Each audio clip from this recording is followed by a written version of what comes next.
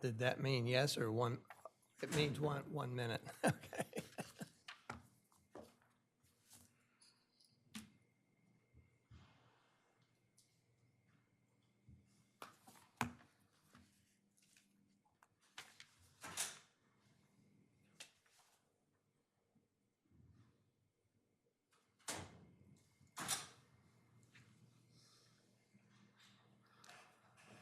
Is it gloomy in here? Why is the lights turned in or something? It's weird. I know they had some problems with it or something.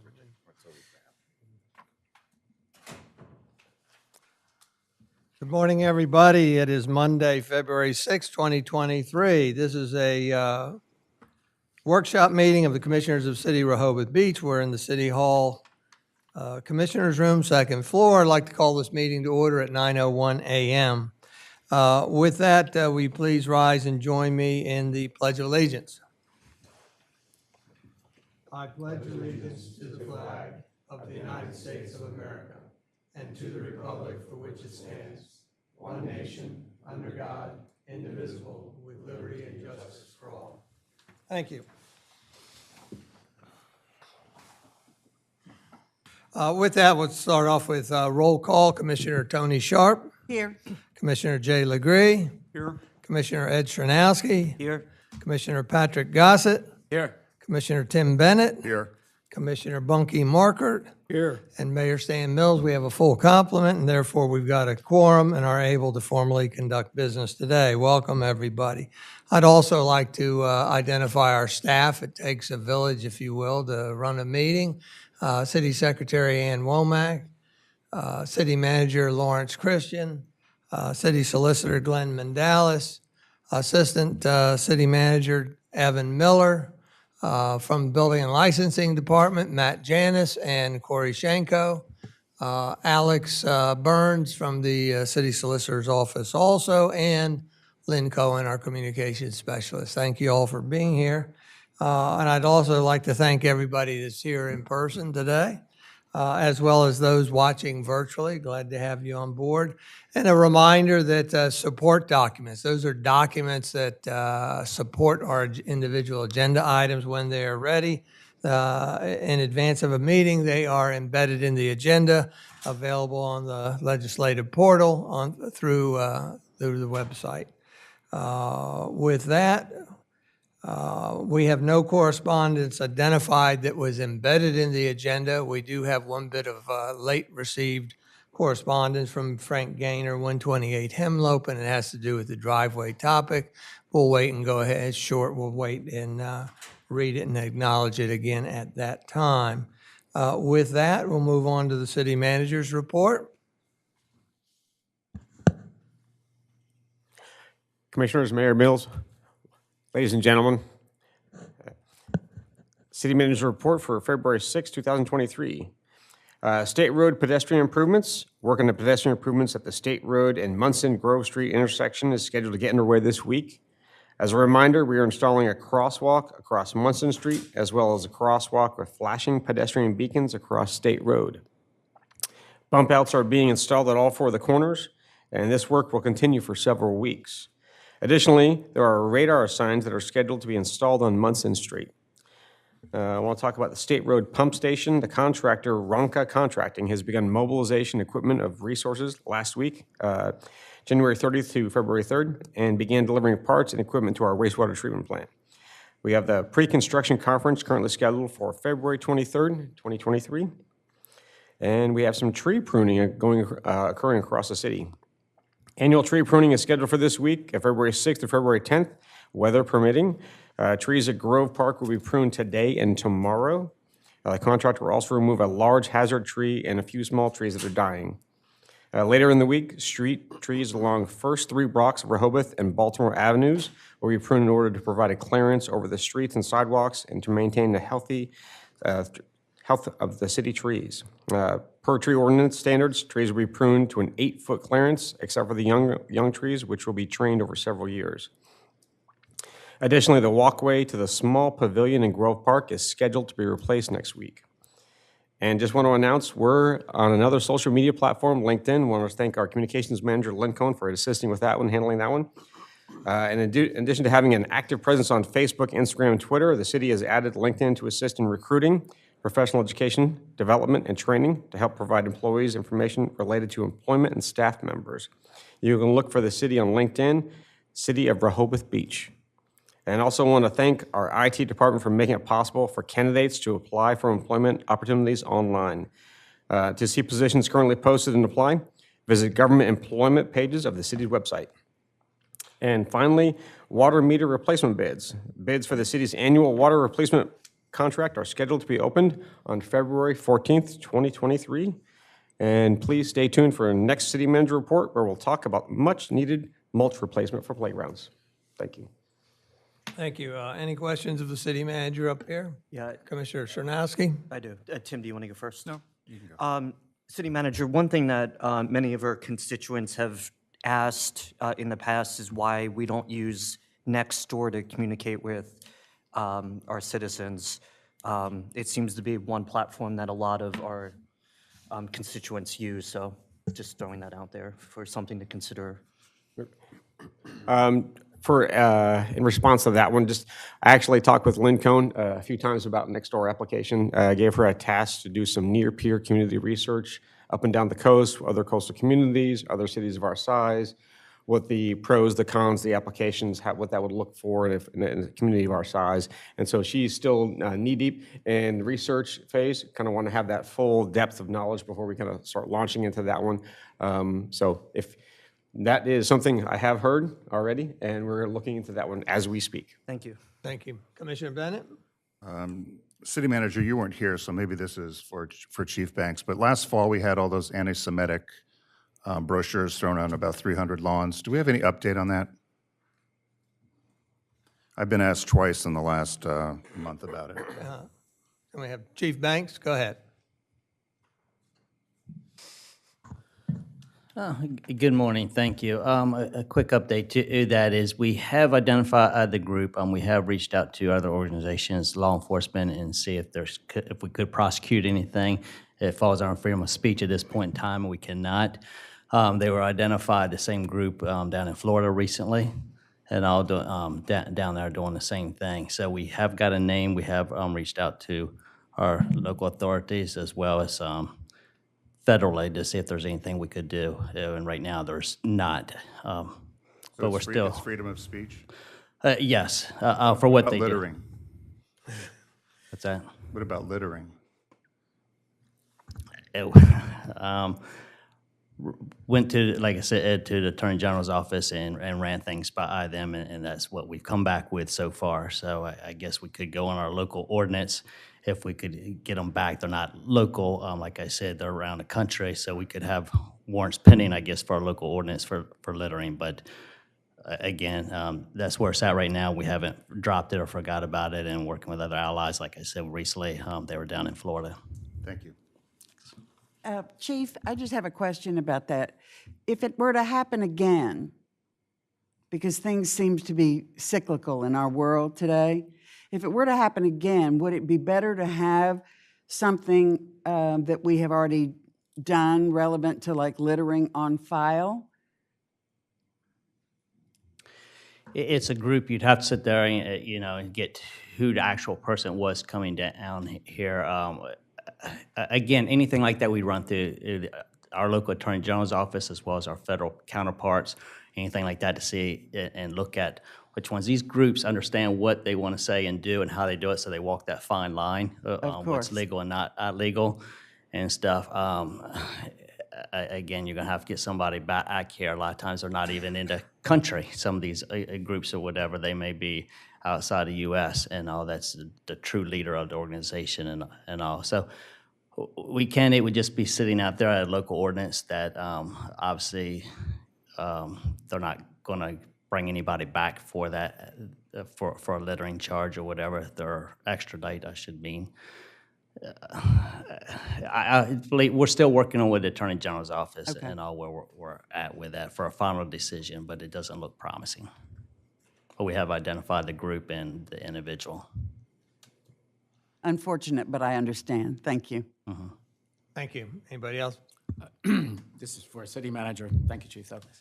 For next report, Could you supply us with an update on the public dining, how many applications we have received, and a list of if individuals have started to apply for public dining on, or dining on public space that we passed last December, I guess, and just to see if there's been any activity come forward on that?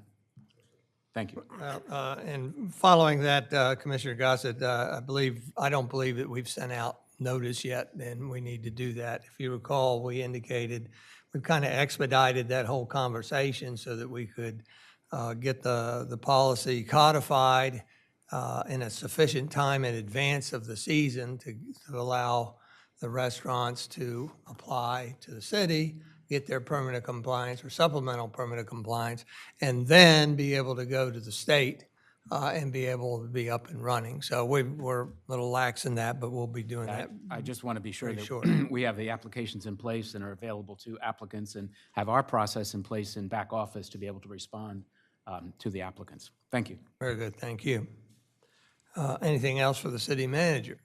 If not, we'll move along to the first item of old business. No, we're done. City solicitor. Thank you, Mayor. Just a couple things I wanted to report on. One is you'll remember that quite a few months ago, you all referred the site plan review ordinance to the Planning Commission for them to look at sort of what the triggering events would be to send things through site plan review. We've been working pretty closely with Luke Mehta, who's representing the Planning Commission, on how that draft has been coming along. I expect them at their meeting the 10th, this Friday, to probably wrap up their work. So I just wanted to give you a little heads up that it's going to be coming back to you relatively soon, I would think. The other thing I wanted to report on is the zoning map. We've been working on locating good surveys for all the partitionings and subdivisions that have occurred over the past 13 years. Once we have those all collected, then Max will start the work of actually updating the zoning map. We're targeting June to have it before you. We're hopeful that it's around that time. Depending on what your workload is, we should have an updated map ready for you to consider and adopt sometime this summer. Good. Any Commissioner Gossett? Again, on the zoning map, just also including those mergers, administrative mergers and unmergers that have taken place to reflect how that will be addressed in the zoning map when you do it. Right, so I can give you a list of all those that have happened, but remember, the administrative mergers and separations don't actually change actual property lines. It was a mechanism to recognize mergers and separations for zoning purposes, but didn't actually extinguish or create property lines. So that I think is a little bit separate and apart from the zoning map, because the zoning map actually shows what property lines exist out there. It's still an issue because we're inconsistent with Sussex County in some instances, and so it's something we should be considering, but I don't think it's entirely a zoning map issue. As long as we have a list and they're identified, I just think going forward, because we have created a designation for a parcel as a zoning, and then created a parcel as for tax purposes. And I think that's just inconsistent in that I don't know that any other jurisdictions do that. So I think we just need to address it to say that what we're doing is correct, or we understand it, or how we reflect with the county parcel map. And just, if we decide to keep doing it, that's fine, but we just need to have an active process in place. Agreed. City Solicitor, I just want to make sure I have this correct, and I don't overstate it or understate it. Sure. This is the 13-year backlog? That's right.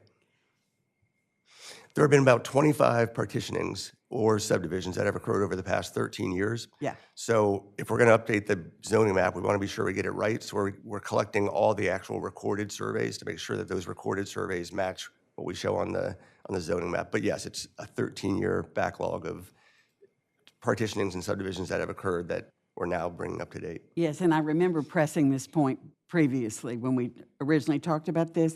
I'm curious what the frequency will be going forward to prevent this from ever happening again. That's a good question. I mean, it's at whatever pace the Board of Commissioners chooses to do it. I mean, you could update the zoning map with every partitioning and subdivision that occurs. I mean, it requires a public hearing and notice and all of that sort of activity. But you could say, you know, at one point we talked about maybe at the 5-year update and the 10-year CDP rewrite. So it'd be if we did it that way, you all would do it on a 5-year periodic basis. Might be appropriate. I mean, that's one way you could say, you know, that every time we touch the CDP, we update the zoning map. I mean, it's kind of easy to remember it that way. So what is your recommendation? I mean, we don't have so many partitionings and subdivisions that I would recommend doing it on every single time. So I would say a 3 to 5 year basis would probably be appropriate. I'm not sure there's any real value in doing it every 3 years versus every 5. I think at the 5-year CDP update would probably be an appropriate time. I think. Thank you. One other question, if I may, just if you have an update on, speaking of updating legislation, the tree ordinance, is that in process, or do we have a target for that?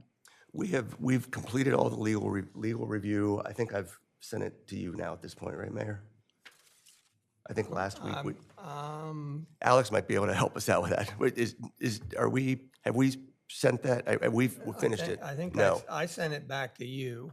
Okay. and Oh, so that's it's- right. so That's it's- right. So it's still in your hands. That's right. It is. And I think your deadline is mid this week. It'll or be this something. week for sure. And then we're working on a cover letter and distribution. I'm trying to do it ASAP because I would like to receive comments so that they can be compiled and discussed at our March workshop meeting, and then go forward from there. Anything else? I believe, Mayor, that you had originally wanted this on the November workshop. November 2023? No, Mayor, it was November 2022.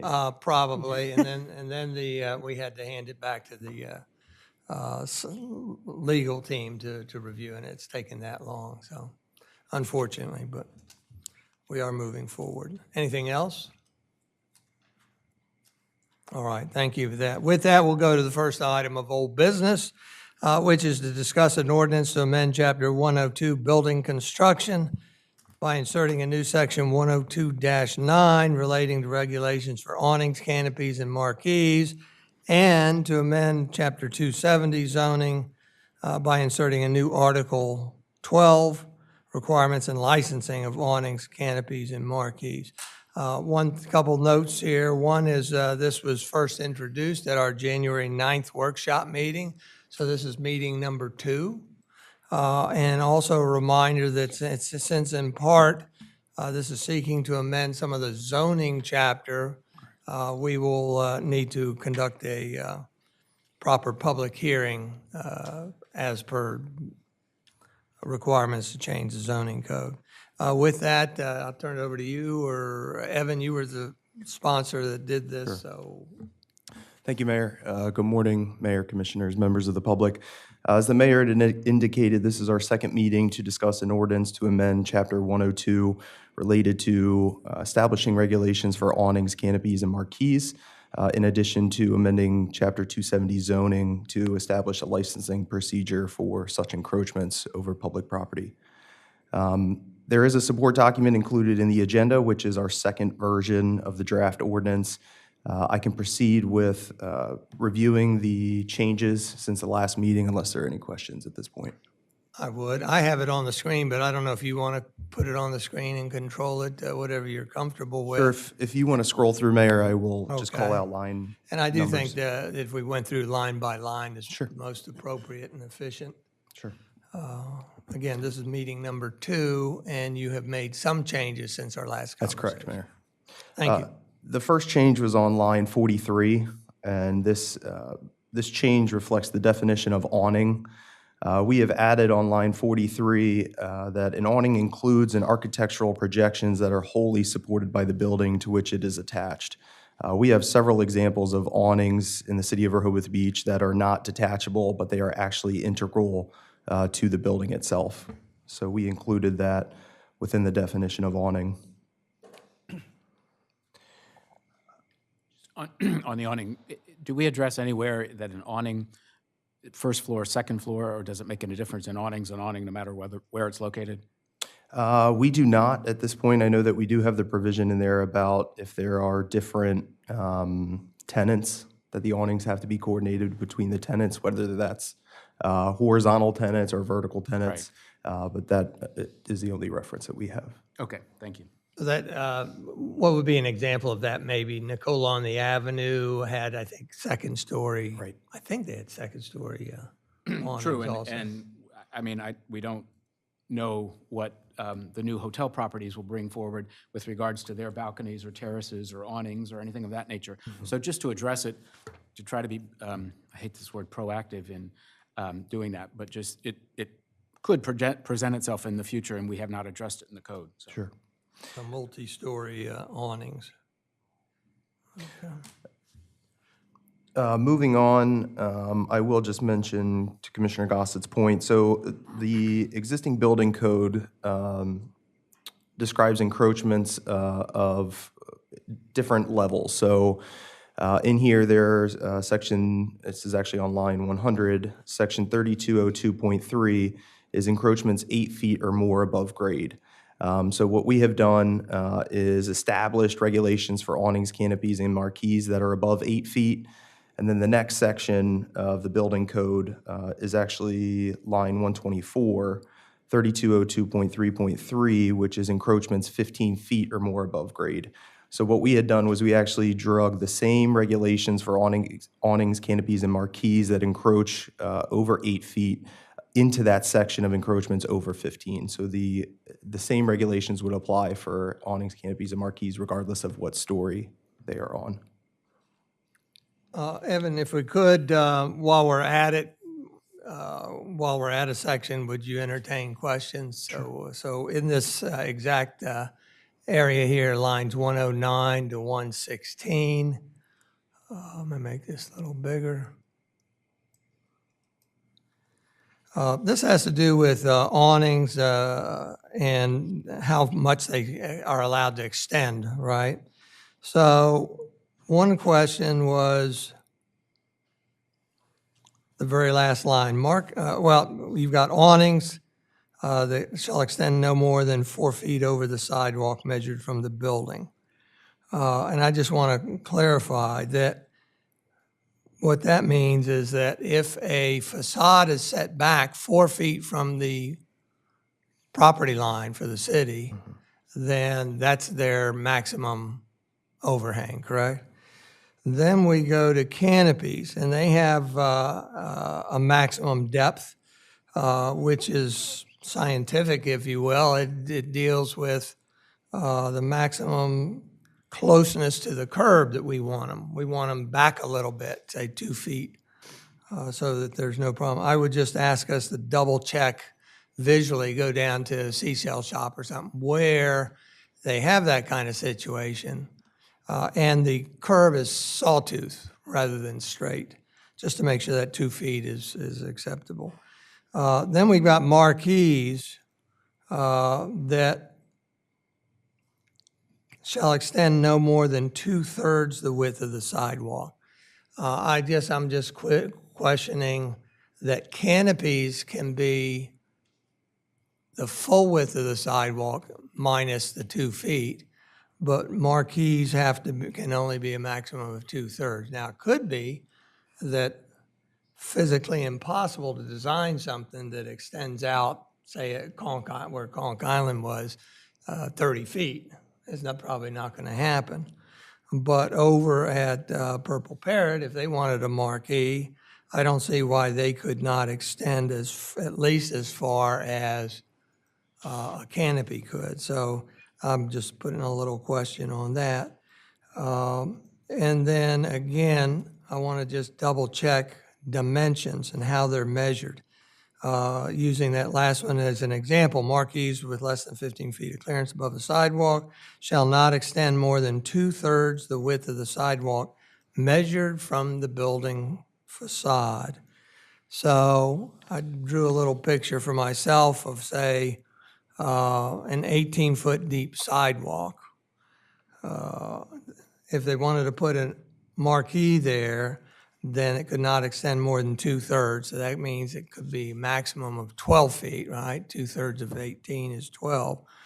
But that same scenario, if the front facade is inset 4 feet from the public sidewalk, then really, if you're measuring from the sidewalk and 12 foot is what we determined is allowed, 2/3 of the 18 feet, then the marquee can only extend the maximum of 8 feet over the public sidewalk. I just want to make sure that we're all clear where these things are being measured from. They're not being measured from the property line.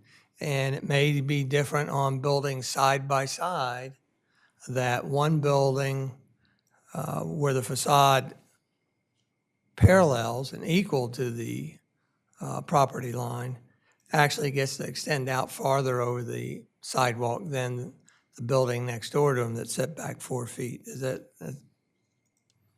I believe that's correct.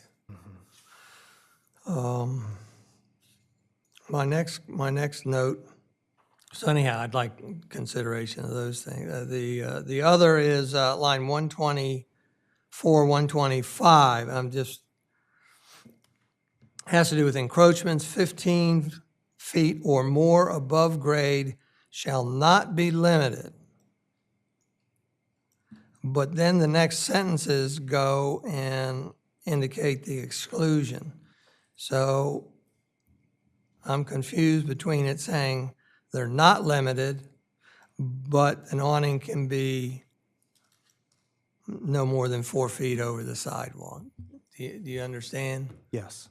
So, Yeah, so the intention of this ordinance is to put regulations in place for the awnings, canopies, and marquees. Section B, line 124, encroachments 15 feet or more above grade is existing building code, and that deals with all encroachments. So right now, I have not amended building code to deal with all encroachments. I've only amended it to regulate the awnings, canopies, and marquees. If there's a desire to regulate all encroachments, we can certainly look at that as part of an ordinance. I guess I would feel better if it said encroachments 15 feet or more above grade shall not be limited except in the following circumstances. Because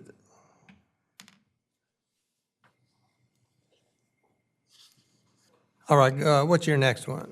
Anybody have anything? What's your next number there? And we'll see if there's anything in between.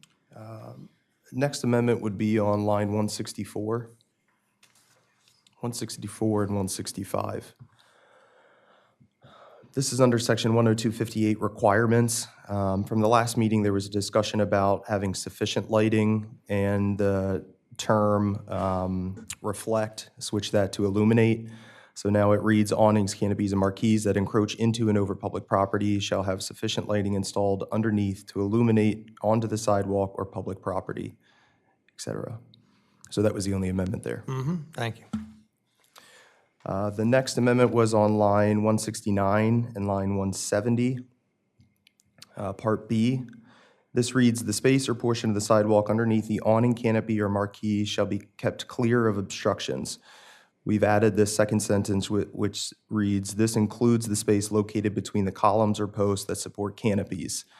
Some of the discussion at the last meeting was about having planters or other types of obstructions located between columns or posts that support canopies. So this just further clarifies that there can't be any obstructions located between those columns or posts. The next amendments. I'm at 180. Are you, Yes. is that all right? Yeah. 180 to 186. An owner who proposes the construction of an encroaching awning, canopy, or marquee in compliance with the provisions of this chapter shall be issued a license agreement. I guess I first read that as they shall be required to obtain a license agreement. Right, so we had some discussion about this, Mayor. One of the things that I've spoken with Evan about is what the intention of the Board of Commissioners is. And that is, once you adopt this ordinance, to the extent you do adopt it, do you want to see each of these encroachments come before you to obtain a license agreement, or will the license agreement be issued administratively so long as the proposal is in compliance with the ordinance. And that's a choice for you. You know, my thinking was that once you've blessed the ordinance, you've already set out the parameters of what is acceptable to you. And if somebody proposes an awning canopy that's in compliance with the ordinance, then that license should be probably administratively issued. If somebody wants to do something that's inconsistent with the ordinance, then of course they'd have to come before the board for your approval. So I think this is a good time to pause on this and see if we can seek resolution of it. I would make a note somewhere, about in here, I believe it mentions that in eliminating, I believe there's a place in here that says that the Board of Commissioners has the authority to withdraw a license agreement. And so to me, there's one issuing body, the city manager's office, but then to disarm it, if you will, that comes in front of the commissioners. Question mark. It's a good question. I mean, we want to be certain that you all have the ability to revoke the licenses. If you want to do a streets project and these awnings are interfering with it or whatever, you want to be sure that you're able to revoke those at some point in the future if you need to. But it's a good question about who should be the body that actually revokes. I mean, I've always thought that things that encroach upon city land, I mean, you as the Board of Commissioners have the authority over city land, not the city manager's office. So if you, to the extent you give that authority to the city manager to be able to issue these license agreements or revoke them, that's up to you, but initially the authority resides with you. So what would trigger a revocation? I imagine things like, for example, if an awning went into disrepair and created a safety issue, something might be falling off into the public way, you'd want to revoke it in that instance and have them remove the awning. If, for example, you wanted to do some sort of streets project a streetscape project that was inconsistent with the way the awnings had been erected in that area, you'd revoke it in that instance. If we weren't able to underground, for instance, and we had to redo the telephone poles and maybe the cross Ts stuck out too far and interfered with an awning, then certainly we would want the telephone poles to have priority over the awnings. That's But wouldn't that be a natural process of the administrative staff finding these kinds of problems and escalating it up to the commissioners? Yes, that's Okay. correct. So actually, Mayor, what you had referenced was line 296 and 297. So the way it currently Let me reads turn is, to the, real quick, Evan, 296.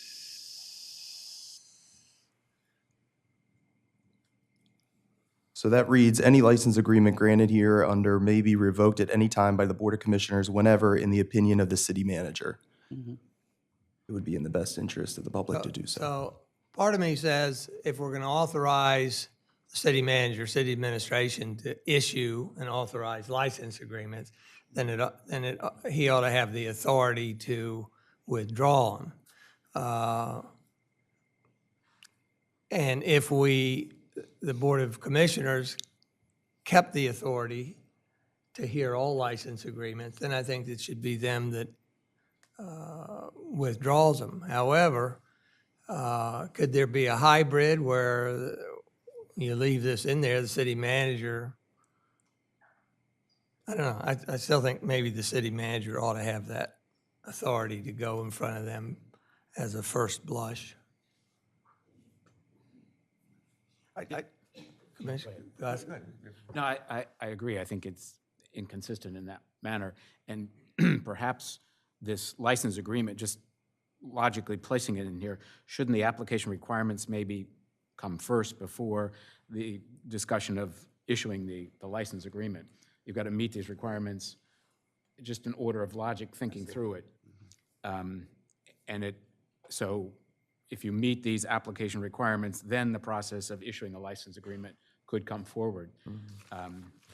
And not to get too much in it, but it says an owner who proposed, this is line 180, an owner of the, who proposes the construction of a, et cetera, is that the owner of the building or the owner of the awning? Because if it's a leased building, you know, the leasee may be the one putting the awning up.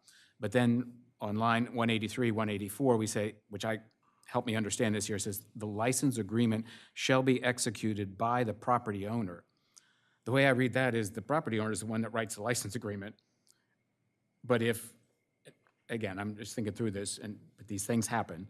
If the leasee is the one that owns the awning, who are we issuing this to? The owner or the owner of the awning or the owner of the property? Our thinking has been the owner of the property, simply because, Okay. you know, if the business changes hands, or we want the owner of the property to be on the hook for the license agreement. And if Okay. the property is sold, recall we said that they would be assignable, so the next owner would be assigned the license, so it's So if we property just maybe clarify on line 180, wherever that ends up, just say the property owner, to be specific there. And again, I do have concern about the word shall in there. You know, just, Well, I'm still having trouble with shall be issued a license versus shall be required to obtain a license. and again, it probably that in issuing a building license or anything of that nature, that's all done administratively if they meet the requirements, what have you. So perhaps this is just part of the administrative building and licensing process if they meet these requirements. I mean, you've got to, for building a house or whatever, there's setbacks and height and FAR and all that kind of good stuff. Shouldn't that same concept maybe be applied to this or not? I think, except that you got to keep in mind that you have a little more discretion because this is city property and not private property. So all those constitutional rights that apply to private property don't necessarily, in fact, don't apply here because this is a discretionary act. You may or may not issue these licenses depending. So we might want to think, Evan, about whether that should be a shall or should be somehow tempered, because there might be a unique circumstance and a unique place in the city that we hadn't anticipated, and there might be good reason not to issue the license. And since it is discretionary, maybe we shouldn't use the word shall.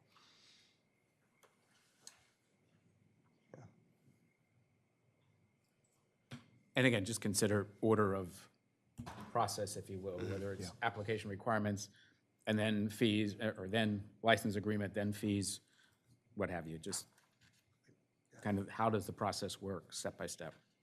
Well, and for my next item is lines 190 to 193. I think that my question has to do with the applicant shall pay an annual fee of to be determined. So they're doing the $325 initial application fee. They're paying the annual $30 administrative fee, but then it has an applicant shall pay an annual fee of to be determined, and then crosses out which will be determined by the Board of Commissioners. So it seems to me we need to resolve this issue of who is granting and issuing the license agreement. Right. Because if we retain it as the Board of Commissioners, then the annual fee is to be determined at that hearing.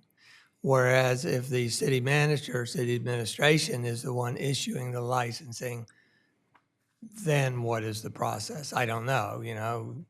The thinking there, Mayor, is that if it's administratively issued, if the license is administratively issued, then the Board of Commissioners should figure out what the fee is and insert it into the ordinance now, so the city manager knows what the fee is. If instead they're going to come before the Board of Commissioners to issue a license, then we can leave it the language which it was, which said which will be determined by the Board of Commissioners. So I think if you release that the license agreement to an administrative process, then we should insert a dollar amount here into the ordinance itself.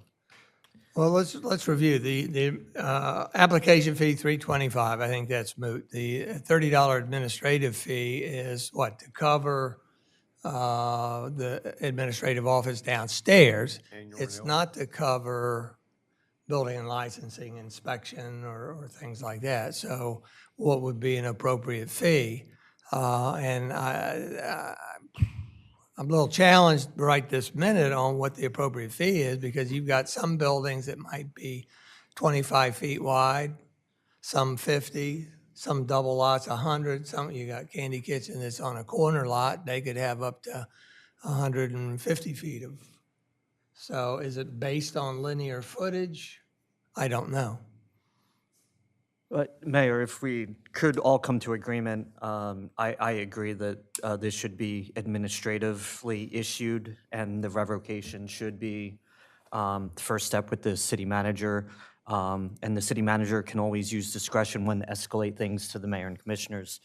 So I agree with that part. When it comes to the fee, similarly, I think when we were talking about license agreements, we left it a little bit discretionary to take into account what impact it would have. For example, in awning and an encroachment over a sidewalk would not have the same impact if someone was licensing what would otherwise be a parking spot.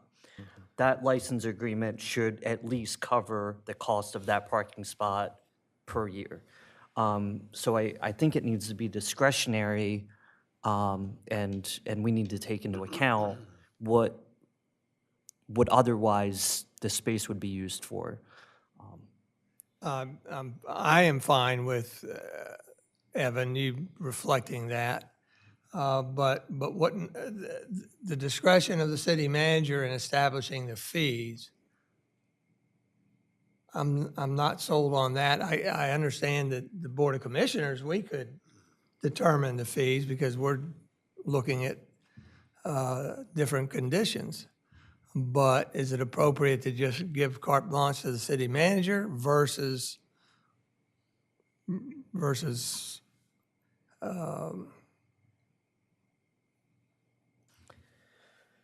giving some criteria? You know, if this happens, then here's a fee structure and here's a different tier. I don't know about it. What's the fee for? The use of public space, I guess.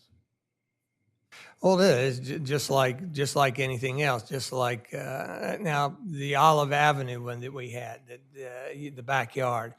That's a different situation because we didn't charge any annual fee other than the $30 administrative fee. Why? Because it was an old encroachment, and we were doing some housekeeping, I believe, because we had lost the original license agreement. So that would be what's a more recent situation? The three driveways over at 45 and a half Lake that we allowed them to encroach 8 feet or so on the city property, which allowed them to meet the zoning code, which in itself I think was defective in my mind, but. The only reason I ask is because we've had this discussion that we were going to discuss fees in general, because we seem to be all over the map with our fees. So I'm just wondering what this one is for in particular. So are we going to have a discussion about fees in general? I wasn't intending to. I was intending to, out of our last discussions, just do it on an individual basis. And then I was convinced that doing it on an individual basis, we would tend to form a standard for that. You know, this if I recall, I did some research on some other towns that had awnings that were over city property that were given much greater forgiveness because they're up there versus an encroachment that's down at eye level or with something you're going to stumble upon. So but let's come back to your question. What is that fee for?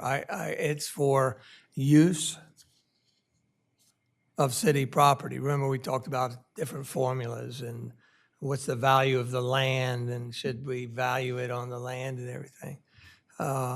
For me, since it's above head, as long as we cover, are there annual inspections on awnings or anything that building and licensing would do? So that confuses me because I just asked a question about what would trigger a license being revoked? And the answer was if we had a awnings in disrepair or something like that. So if we don't inspect them, how do we trigger something? I don't, I mean, that may not be a deliberate action to go out and inspect awnings, but it may Okay. be in the course of the nature for code enforcement or one of the inspectors out there visually sees something, or we get a report in through our system, and that would trigger some action on the building license to go out and look at that. Okay. Someone will complain. No. Yeah. Okay. I think if we look back a little bit to a resolution we passed on November 18th, it says, now, therefore, be it resolved, yada, yada, yada. The city license agreement fee guidelines are hereby established as follows. A non-refundable administrative fee of $325 may be applied to all license agreements and applications, and an annual administrative fee of $30 may be applied to existing license agreement. Be it further resolved that the resolution shall not place any restrictions or limitations on fees that may be imposed by the city in relations to license agreements. So don't, if we take from that of something we've already established theoretically in November, that we have the flexibility to we have no restrictions or limitations on fees that may be imposed by the city in relation to license agreements. So isn't that kind of offering administrative capabilities to impose additional costs?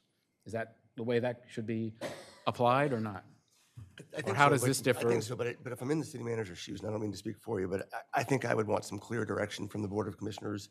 An encroachment is this much per square footage or this much per awning, and then discretion to say, this one's a little bit out of the ordinary, and then bring it before you for the Board of Commissioners to adjust that amount. If I may, in my last community, my council had a schedule of fees. It was approved annually. It brought before the commissioners everything that they were supposed to be adhered to for the next year, and then that was reviewed every year. And I think that's kind of what we probably might be missing here is you need a holistic review of our annual fees and specific fees that you can look at, decide, adjust accordingly, and then move forward in a formal action. You know, I could see possibly doing that for this one, but for all the others where we're talking about encroachments at eye level or knee level, I think they have to be determined on an individual basis. I think that's exactly right. I mean, for retaining walls or steps or whatever, I mean, I agree with you. This is just limited to these three varieties of encroachments. The other ones you can't anticipate what's going on. I'd be willing to say, figure a formula, you know, but the annual fee of $1 a linear foot, a minimum of $50 or something like that.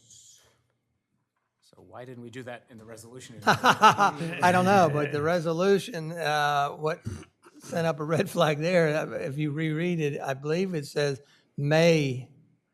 Why didn't we do shall? Who authored that thing? I think It's 325 and 30, which is which as you read, but the issue of fees, I think we discussed then as well. That's where the thought of saying, do we have to have a bigger discussion on fees rather than just doing it piecemeal? And again, I think it's an individual thing. I think the Olive property is different than the 111 or the, I just disagree for 111 simplicity. I just think for simplicity and for enforcement, why not just have a schedule of fees? Yeah, or a range or something, you know. Because otherwise, we have this discussion over and over again about each thing. I don't know. I don't. How, And we make it overly complicated, inserting everything into the code rather than referencing a fee schedule, which can be updated at any time. The other thing is, if I may, go ahead, I'm sorry. That fee schedule should be part of the budget process. Annually, we update it. I did some research a couple years ago when this also came up. We have over 95 different instances in our code that quotes a fee. I think probably 90 of those have not been addressed since the code was written, so. Well, and I think, just thinking about it, I think Commissioner Bennett's comment that we were going to have a discussion about fees is well prompted by this discussion, because I think that's actually correct, but it was related to the budget, that all fees would be looked at as we slogged through the whole budget process. I think you're absolutely right about that. Well, then, are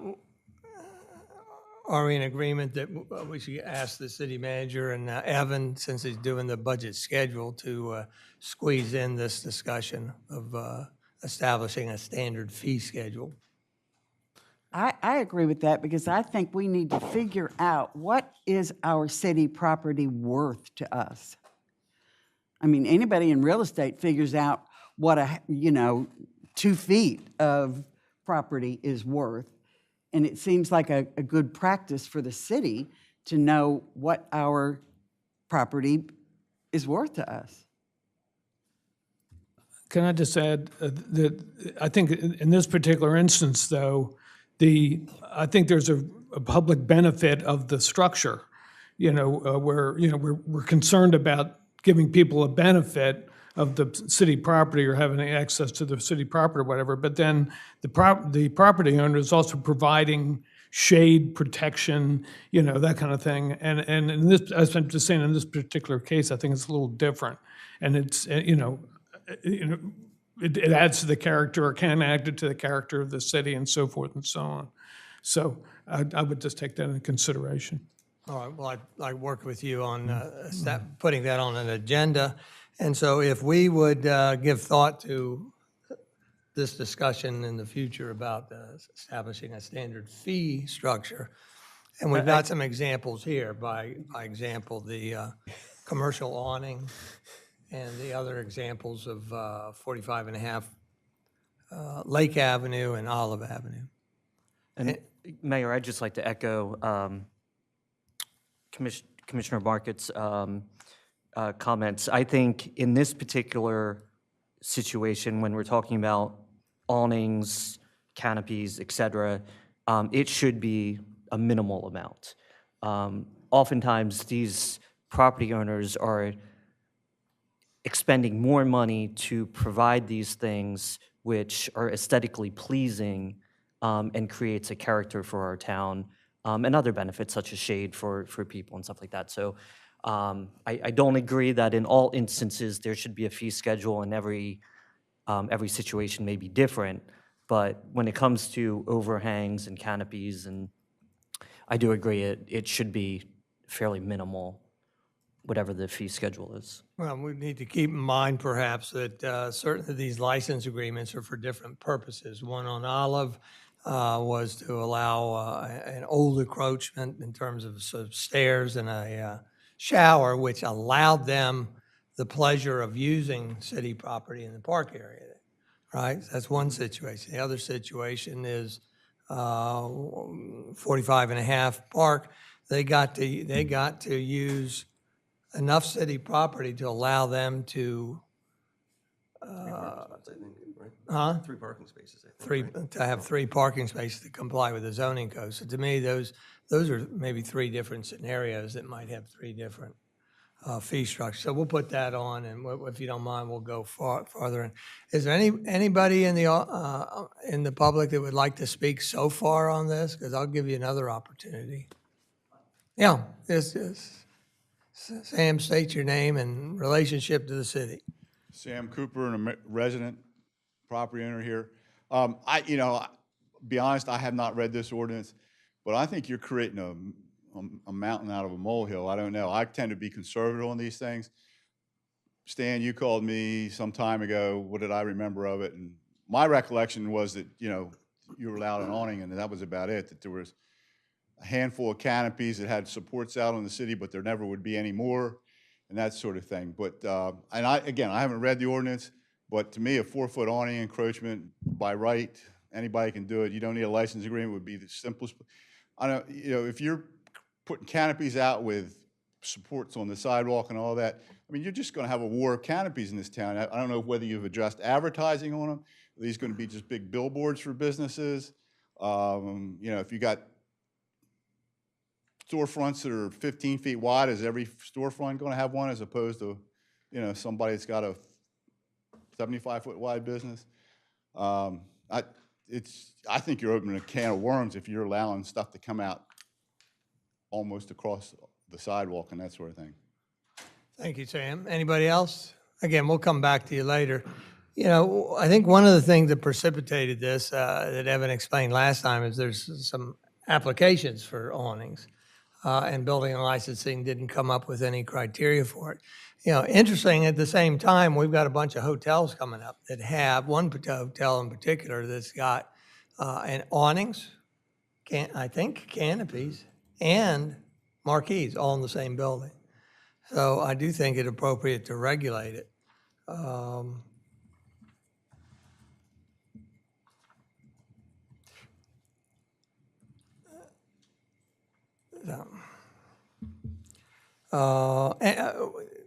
We'll finally get back to you then. What is your next number there? Sure. The next revision was on line 201. That is just adding additional information for the applicant, and that is that the applicant must be the property owner or an authorized representative of the owner. That was 20, Line 201 and 202. okay. I've got something starting at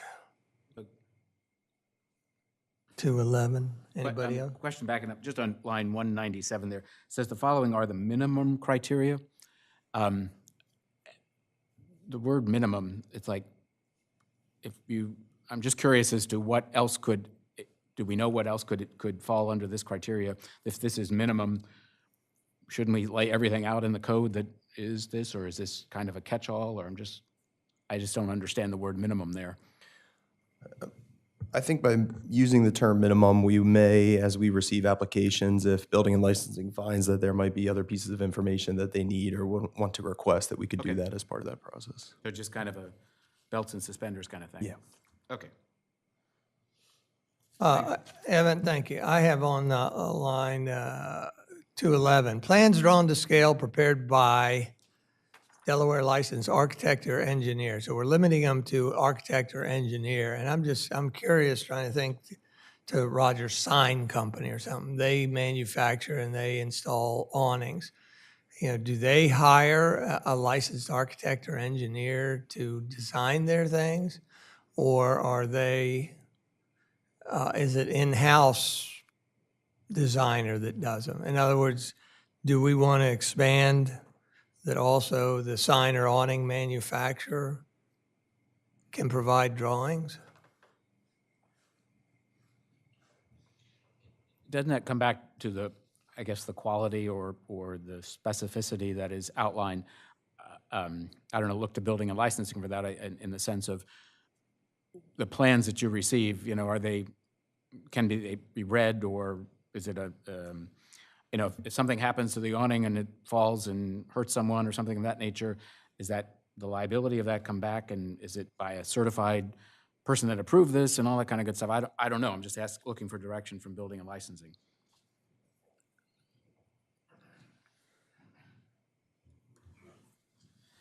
Thank you, Commissioner. The majority of plans that we receive when it, in reference to awnings are typically designed by the sign company themselves. So we might have an opportunity to allow that. We're allowing them now to design these awnings and place them on the facades. So I don't necessarily think that that's a bad idea. So where in the code, if we're allowing that now, do we address that in the code anywhere to say that's good, or we just don't address it at all currently? Typically, the awnings fall on a commercial property. Right. And in reference to that, all commercial work basically needs to be done by a licensed architect or engineer, or plans designed to. So we're calling out an exception? I don't necessarily know that we're calling out an exception. We certainly could. With your direction, I think we could allow that to happen. And again, you bring up some very reputable sign companies that do great work around the city, have for years. I'm not going to say that we don't ever see failing of these structures or whatever, but the likelihood is very nil with these particular companies. So I wouldn't be opposed to allowing sign companies to produce the relative drawings. Could you, don't mean to put you on the spot, but is any other similar situations that this occur, that we allow a non-licensed or accredited engineer to provide materials for the city to approve?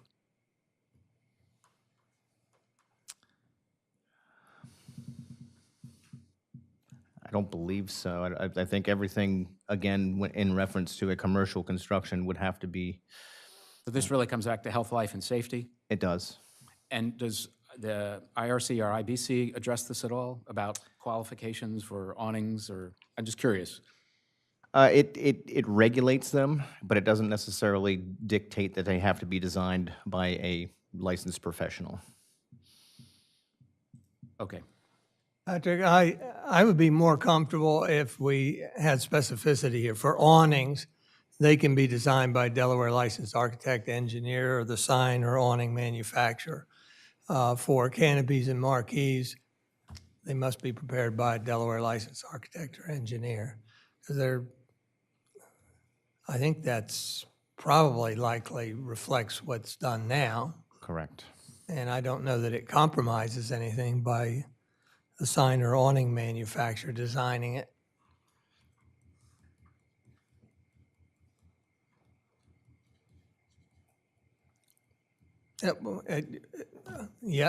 Okay or not okay? I mean, is that? I mean, it's fine. We're allowing it now to happen. And most of our sign companies that do erect awnings on our sites are reputable. They have done so for years, and I don't see a lot of failing out there. I think really what it comes down to is an upkeep of maintenance and how we, regulate that. It might be more important to look into stricter regulation of maintenance and maintaining those structures. I think what perked my ears up is he said that my process reflects current process. Correct.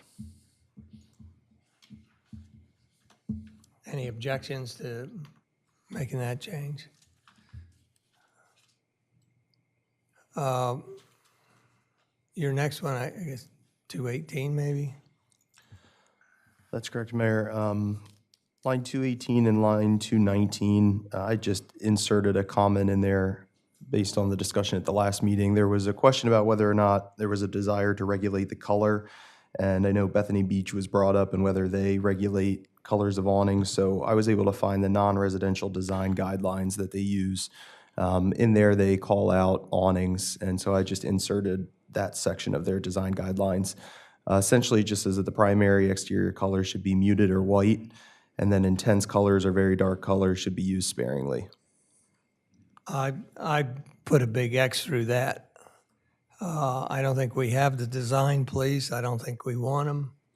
And I look at all the awnings we have around there. Nicole on the Avenue, bright red and yellow. Look at Candy Kitchen that's got, 8 colors to it. And that's the vibrance of Rehoboth Beach, having these colors. Now, if we had addressed, during the CDP talks, I had mentioned that my desire for the 2010 CDP would have been to address an architectural standard for the commercial area. Then maybe there's a possibility that could be in there.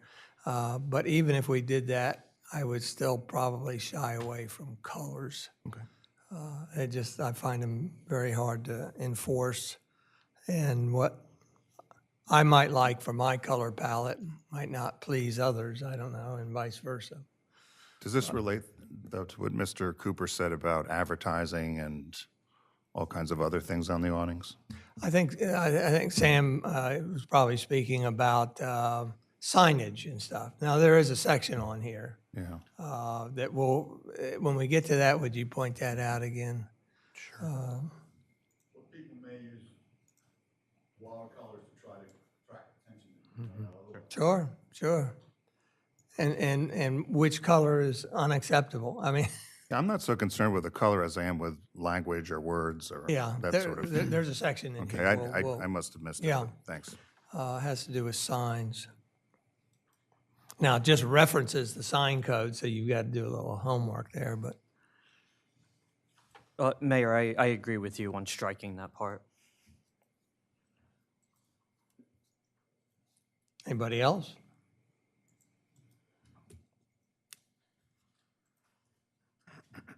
Well, we got two that spoke I up. think we should encourage a color scheme, so that's where I am on this. I could, if we wanted to do there, I think that has to be on future agendas and a lot of discussion. So I would say that needs to be removed from here and then brought up again. Or it needs to just hold up passage of this until we have substantial discussion on that.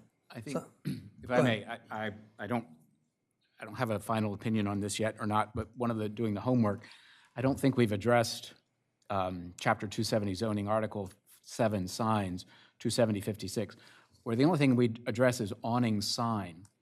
So if there's marquee, You got a number? I'm reading from, I don't think it's addressed in this current code, is it? Line 176, Let me we go just up. make reference to Chapter 270. Awning Article signs must 7. comply with Chapter 270, Article 7. Which reads, the only thing that we describe in here is awning sign, a sign that is part of or attached to an awning, canopy, or other fabric, plastic, or structural projection or cover over door, window, building front, building side, or outdoor service area. So I think that needs revision because we don't talk about a marquee. It's not defined in here anywhere of a marquee sign. And only in awning do we reference canopy. There's no definition of a canopy sign. So again, lettering, size lettering, coloring, I think that could be addressed in the sign ordinance to colors or size of lettering or amount of lettering or number of signs and all that type of stuff. So I think we, as part of this revision of this code, we also need to look at that, one particular definition in the sign code. Okay. So we've got, so far, we're punting on standardizing a fee schedule for one of the upcoming budget talks. Then at a future discussion of this ordinance, we'll add in there more discussion specifically on color schemes so that it's advertised in the agenda and everybody knows that we'll be talking about it. Anything else, Evan, you got? The next revision is on line 254, 255. Could I back up just a second before you get there? On line 233, it says the applicant shall execute an indemnification agreement identifying, is that a standard form that city has? We do have, in the outdoor dining on public space, we have an indemnification agreement in there, so we will pull that indemnification agreement, take a look at it, make sure it's still relevant for this. And then we also had said 243 through 245, within 60 days of the enactment of the session, city manager shall issue a notice. Just to, again, think about it, do we have staff capacity to do that? I don't know how many property owners of record are in C1, C2, and C3, if we're just doing a blanket mailing. Any idea of how many that is? And that's got to be, what do we say, certified mail. So, I mean, that's not just from a mail house, I guess. So, again, just looking ahead, staff capacity in order to do that, can you give a wild guess of how many addresses or owners of record are in C1, 2, and 3? Maybe 200, 200? maybe. Okay. But we can use a mail merge or something like that. It could be a curious, that's all. standardized letter that we could, send out. It's, And then the next step of that says within 210 days of the act of this chapter, each owner of the property is located, yada, yada, yada. If they don't respond to us again, do we reach out to them? This is not in the code, but just process of staff capacities in implementing what we're doing here. Don't need an answer, but just want you to think about it. Then I've got two notes here, line 242, 247, wherever it mentions a time deadline, I'd prefer that be put over in a bubble in the right side and instead a blank line there left for insertion of the exact date. when we go to act on the ordinance and vote on it. And that reflects a hybrid of the garage apartment saying where it actually has both in there, the code. It's got days, then it also has the exact date. I like that exact date because 6 months from now or whenever, you can tell when it without having to go back and look in the code and at the amendment and the date and then do your calculation. So that would be my preference. And again, we would insert those dates upon voting on the code. Mayor, as a new individual to the group, as we're getting new into this one, the cost of certified mail for 200 applications or 200 applicants, I think would be cost prohibitive and unnecessary. I think a standardized mail, I think that language probably should be stricken, and a notification to those owners would be more appropriate. I think it's about $3.75 per certified mail times 200 versus, I think the forever stamps are a little bit cheaper. And I'm not sure we would get the bang for the buck for a certified mail anyway. So that's a lot, line 243. Yes. Just sent by standard USPS mail. Yes. All right. So the recipient says, I never got that, so I don't have to, claim.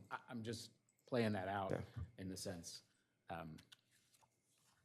think elsewhere in the code, we address other things of notifying applicants within 200 feet or what have you. All that's done by certified mail also, isn't it? It's not? Property, yes. Okay. Okay. Well, could we do a hybrid where if we've identified somebody that has an existing awning that needs to fulfill the new process of licensing it, can we not just send them a certified letter? Question mark?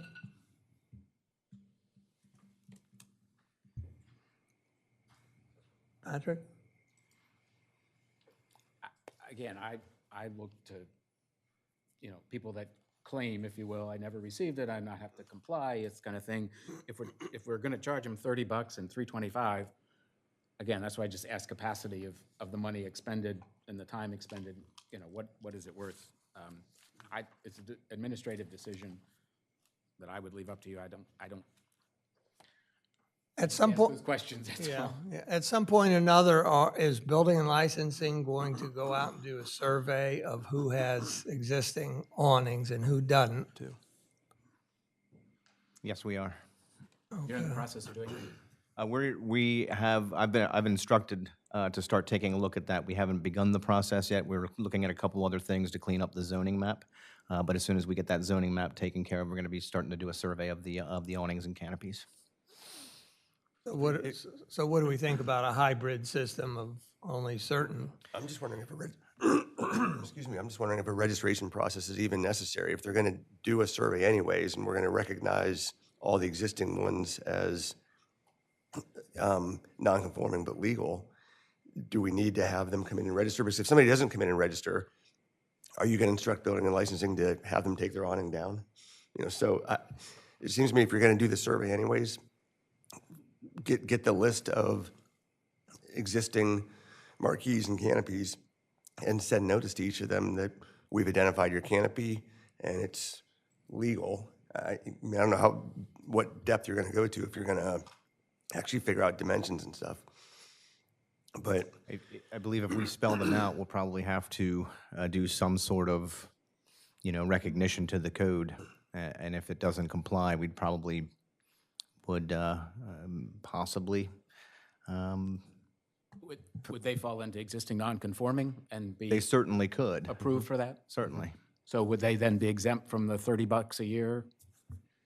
No, but there's a process in here where if you are unlicensed, you must follow the steps to get licensed, or you've got to take it down. So I've had a canopy up for 45 years. Now you're telling me I got to pay $325 and $30 a month, or $30 a year. I'm just playing devil's advocate here, but as long as we have a realistic narrative to respond to that, I'm good. But if we don't know who those people are out there, but we're working on it, that's good. But just, again, looking back to how we implement this, and, you know, I believe the term is resources of our staff, that we have a plan in place of how to react to this. So I feel this is okay way to move forward, but I just don't know that we've thought it all the way through in that regards of implementation. Well, this is unresolved, so I would ask that city manager, assistant city manager, building and licensing, and Glenn kind of contemplate what we talked about here today and see what kind of changes you bring forward to us for the next. And also addressing that definition in the sign code. Thank you. So I'm clear. So every business that has an awning will be charged the $355 plus an additional fee? If they encroach over city property, right? If they don't encroach over, so that example where the facade is set back 4 feet, Then there's nothing. and they don't encroach over the city property, then there is no fee or registration process, even at all. Is that right? Even if they've been there for 25 years or 40 years. If it's all on their property, not overhanging city property. But even if it's overhanging city property, it's been there for 40 years. Now then, according to this, they have to register and seek a license agreement. I don't think that was called out as the intent of this when we first started this. I'm not up for a fight with a commercial business that has been operating for a long time, and because we put this in because we didn't have anything in the first place, then they're held accountable in a financial manner. But I don't think we've had that discussion. Well, maybe we need to rehear what your rationale is for going this route. Because it seemed to me there were discussion of the license agreement, I think, brought this forward, and being built properly. You know, that we don't have any records showing necessarily that they were part of the original construction. Now, Nicola on the Avenue very well might have had that in their construction drawings, right? But can't think of, I don't want to name any others, but I'm sure there's others out there that they went into their building facade, they've been operating building, and then just one year they put up an awning. Do you find that sometimes? Awnings occur after buildings have been placed, absolutely. And Well, and if we've been allowing that all this time, to me, that's on the city. It's not on the business owner or the property owner. I mean, just at first blush. So to me, this is not ready from an intent standpoint, because I thought we were going forward, that we acknowledged, because I asked about it last time, why are we doing this? And it was because, if I'm looking at my notes correctly, it was because we didn't have anything. So when you don't have anything, that's not the accountability of the property owner or the business, in my opinion. It's the it's the nature of the city didn't have it, so in our zeal to put something in, I think it's unreasonable to hold people who have been doing what the city expected them to do, to hold them accountable in some way. Well, I hear you. The large part of this is going forward. Well, but it sounds like there could be some collateral damage. Yeah, well, let me finish. The largest part of this is, in my mind, going forward and addressing those new ones. especially the canopies and marquees on some hotels and different buildings that are coming in there. So I think that's proper, and I think it's needed. But then there's a desire to have those that are already existing registered at least. So is there maybe not a hybrid system where rather than what you're thinking perhaps is penalizing them for having installed it pre-code, just register the darn thing and fit our criteria, and there'd be no fee for it. I mean, that's certainly a possibility. So we'd grandfather anyone with an existing. Yeah, but we still want them to Right, register. I think we all agree with that for safety purposes, but And if we want to go further, we get them to register, and they have to seek a license agreement that's gratis, that's what, I'm sorry. free. Okay. Fancy name, gratis for Just free. Merci. So that's an option, certainly. I'm for that. I'm for grandfathering because I agree with Commissioner Sharp. I don't think we should all of a sudden spring on this fee to somebody that's been going to be penalized because we didn't have an ordinance before. I don't know what everyone else thinks. I would agree with that.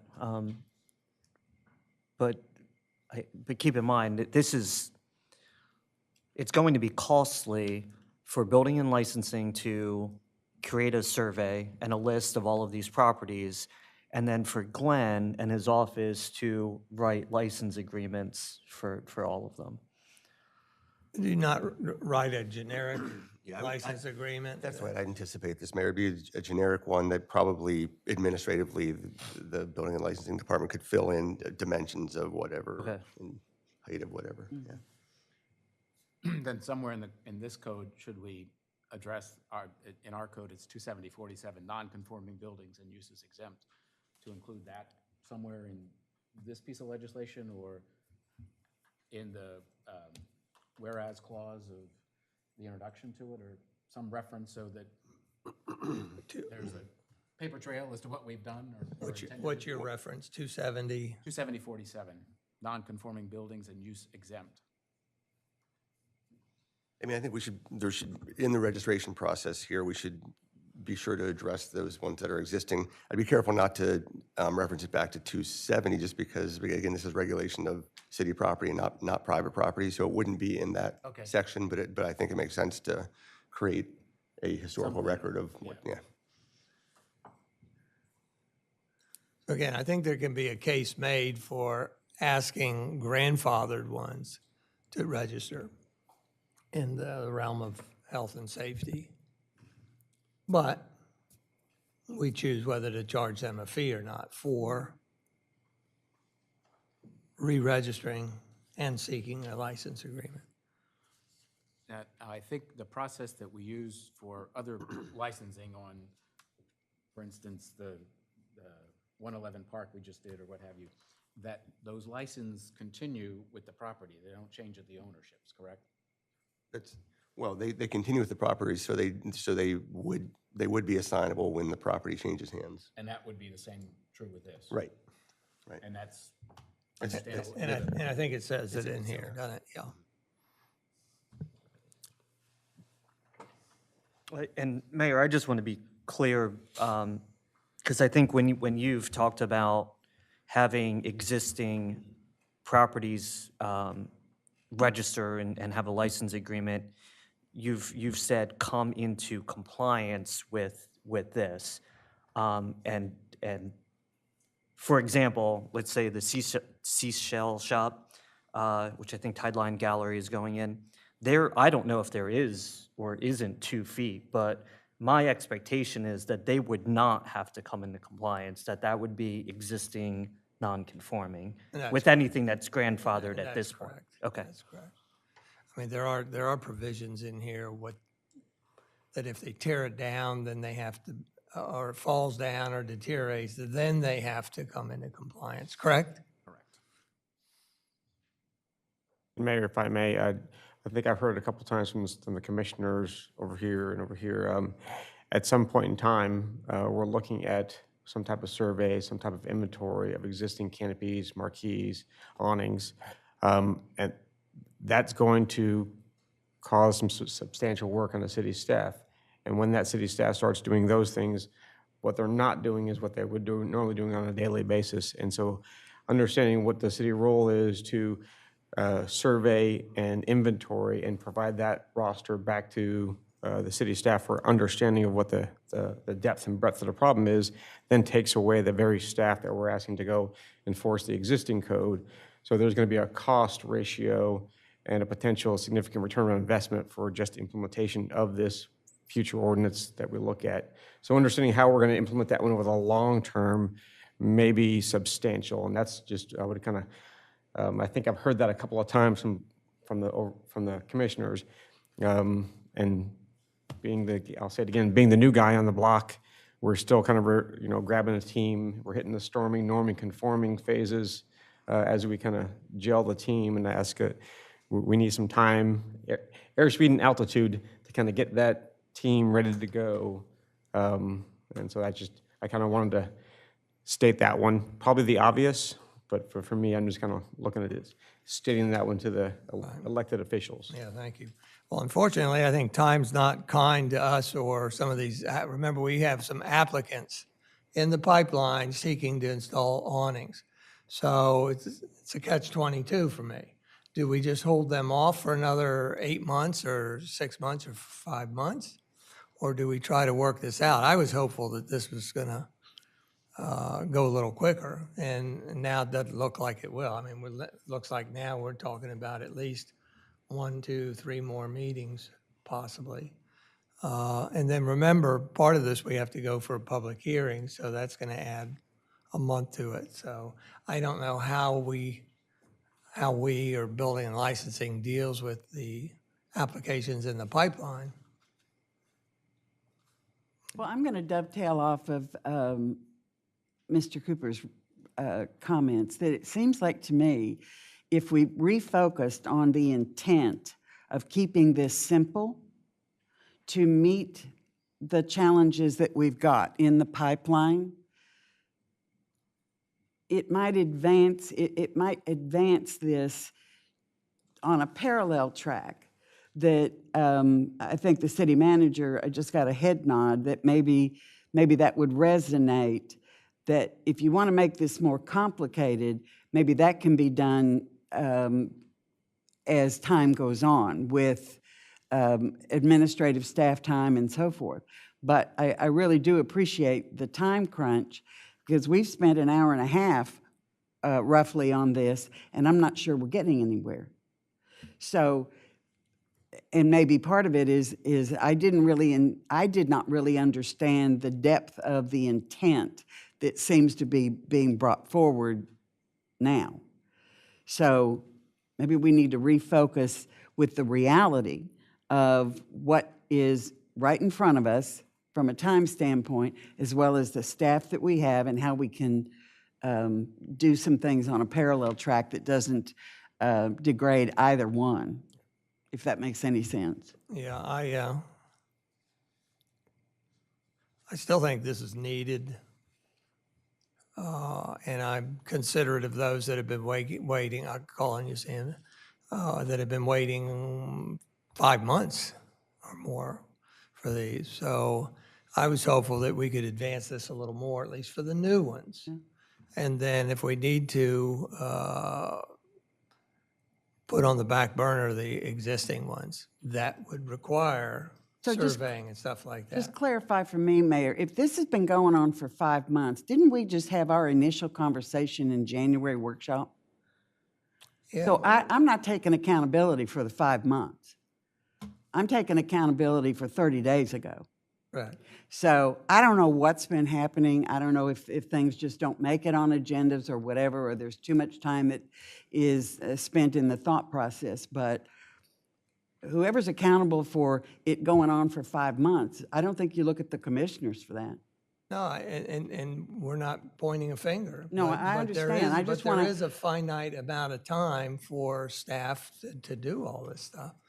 And I think they've squeezed it in. Well, optimally, yeah, I think it should have should have been done, it would have been nice to have been done 4.5 months ago. We'll go back to the members of We the know, public. can I ask one, do we know how many businesses are on hold for awnings? Just as a, is it 2, 3, or is it 10, or? Off the top of my head, thank you, Commissioner. I believe we have 2, but more importantly, we have several applications coming down the pipeline that will include encroachments. So I believe this is a work for those new encroachments.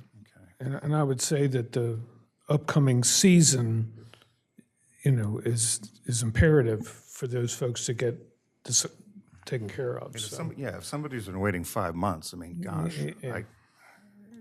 can we not get those through?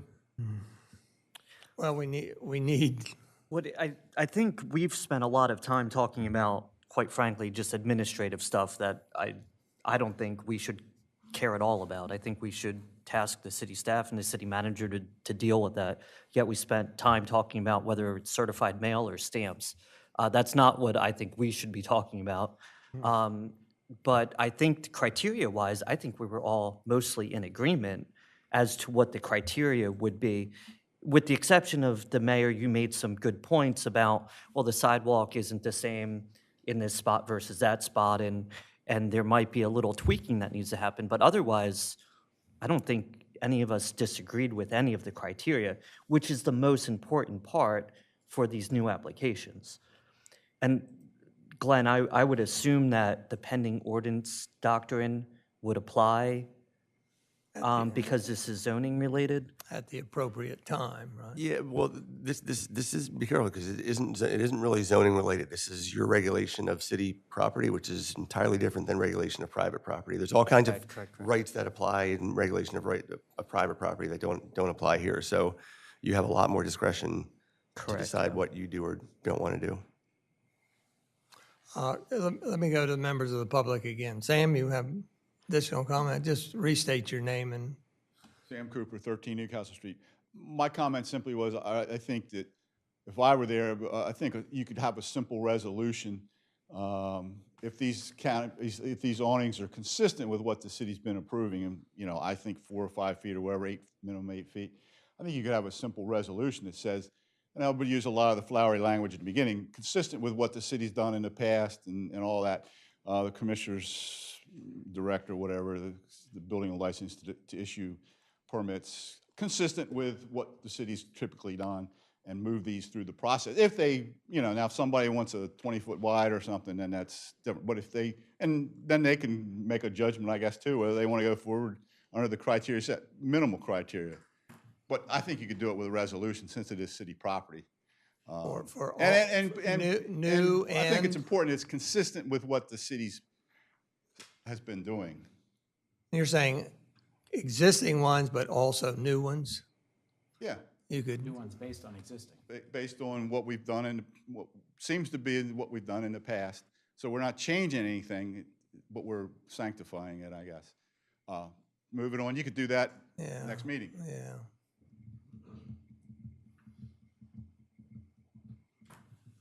Carol, come on up.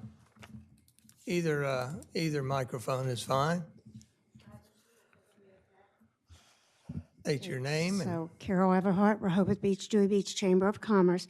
I just want to say first that I think it would be unfair if you are going to, in any way, charge or not allow those businesses that already have canopies not to continue. I do agree a new one should have some kind of consistent, I always say, keep it consistent and simple. So I do agree with that, and I just want that on the record. Okay. thank you, Carol. Anybody else in the public? Back to the commissioners. Shall we? I'm not unconvinced that this could be fine-tuned for the next workshop meeting. And then, Glenn, you can give thought to that resolution concept. But again, this came from building and licensing and our city managers. And so we're reacting to their needs. Do you have, how many more notes do you have that you'd like to go over? It's just one more, Mayor. Line 303, 304, and 305. Part B would read, whenever the holder of the license ceases to own the premises for which the license is issued, the license shall be transferred to the new owner, or the encroachment shall be removed prior to conveyance of the premises to the new owner. Written notice of the transfer of the license shall be provided to the city manager within 10 days of the transfer.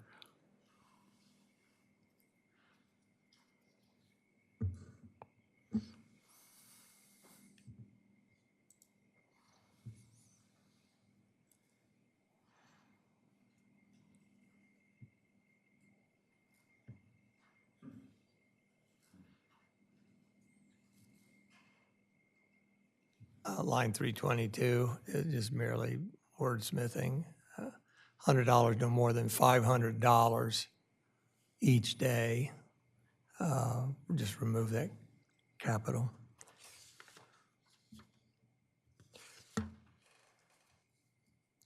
Since this was brought to us by Building and Licensing and City Managers and Glenn, I would suggest that we give them time to cogitate on what we discussed here today and what we heard from members of the public, and bring back either a new or modified path.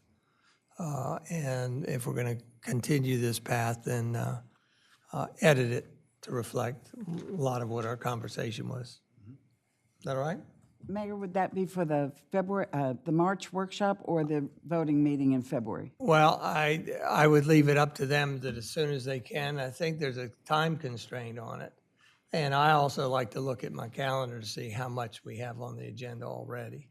But if they could get ready, I mean, that's only 2 weeks, and to get a support document, that's only a week and a quarter. So to be determined.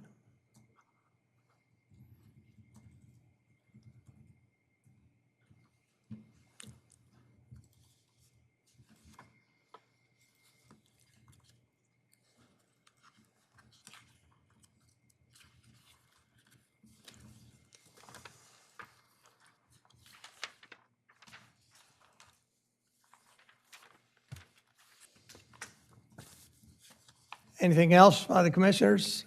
If not, we'll move on to the next item of business, which is new business. Status report on addressing 3 recent requests for changes in zoning designation, including but not limited to, number 1, state mandated process identified for pursuing a change in designation when it is in conflict with the current comprehensive development plans, map number 3, future land use.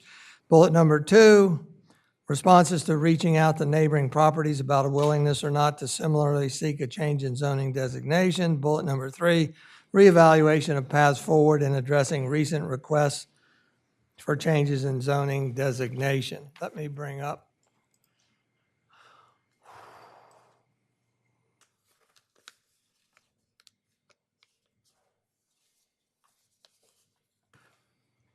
I'd like to take a little time to, a good amount of time actually, to review for everybody in entirety this request for change in zoning designation so that we have a fresh understanding of everything here and why there's some changes being brought forward today. I do want to refresh everybody. Here's a map of the city. In your support document, here's the school land here. Here's Scarborough Avenue extended. Let me enlarge this a little bit. And that we've got 3 properties that have come to us, and I just want to reiterate them here. This is the Rehoboth Auto Body property. Here's the Rehoboth Auto Body lot, and then they own next door. And this one, they're seeking to change from C3 zoning to C1 zoning, commercial to a higher intensity commercial. This up here is 1028A Scarborough, 1028B Scarborough. Both of these have asked for a change in zoning from C3 commercial to R1 residential. This property here, we talked about last time, about reaching out to them to see if they wanted This is 1028C. They have not asked for a change in zoning, but at our last meeting, we decided to reach out to them and see if they wanted to join in any of the requests for change in zoning. And then this property over here is 1029 Scarborough Avenue Extended. If you recall, it used to be a hotel and now it's condominiums.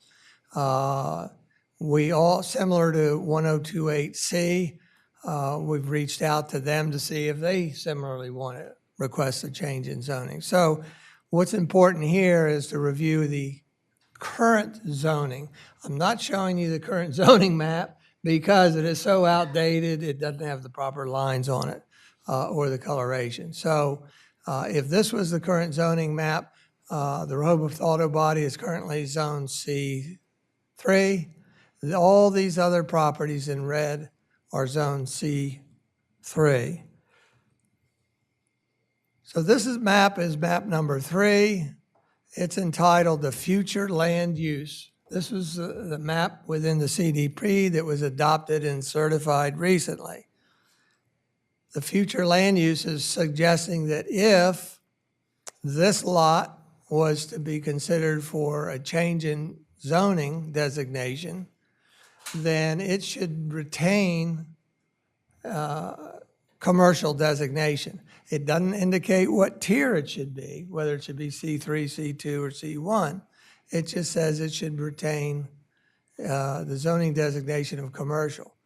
Likewise, for these 3 now residentially used lots, the future land use map within the CDP that was approved and certified says if there's any change in zoning designation for these now residentially used lots, they should likewise be retained as commercial lots. So let's review our request. The first request we got was from Rehoboth Auto Body right here. They want to go from C3 to C1. Well, that fulfills the future land use map. So there's no problem there. Mayor, just to be clear, we've not approved that rezoning yet. No, I'm headed that way, Commissioner. So when we got the request for this, if you recall, the Board of Commissioners tasked the Planning Commission with making recommendations to the Board of Commissioners. Planning Commission started their analysis, but after one meeting concluded their meeting without the ability to make recommendations, citing the need for obtaining additional information from the applicant. So this one, yes, is on hold. Subsequent to that, there was a second request made by 1028B, that's the center lot here, to change the zoning designation from C3, now shown in red, to R1, which is shown in yellow. Right after that, almost immediately after that, we got a third request from up here, 1028A, Scarborough Avenue Extended, to similarly change zoning designation from C3 to R1. So now with 3 requests, I brought the 3 requests for changes in zoning designation back to the Board of Commissioners at the last meeting to reevaluate the path forward. If you recall, the Board of Commissioners concluded to withdraw the single task to the Planning Commission to make recommendations on the Rehoboth Auto Body request, and instead, I was directed to schedule public hearings for the 3 requesters, Rehoboth Auto Body, 1028A, and 1028B, Scarborough Avenue Extended. And while asked to schedule public hearings for these 3, I was asked to ask the Planning Commission to make their recommendations as part of the public hearing process. So it changed their tasks just slightly. Still able to give recommendations, but as part of the public hearing. Additionally, the last meeting of the Board of Commissioners, we discussed the property at 1028C and 1028 right here, and 10289, the condo property.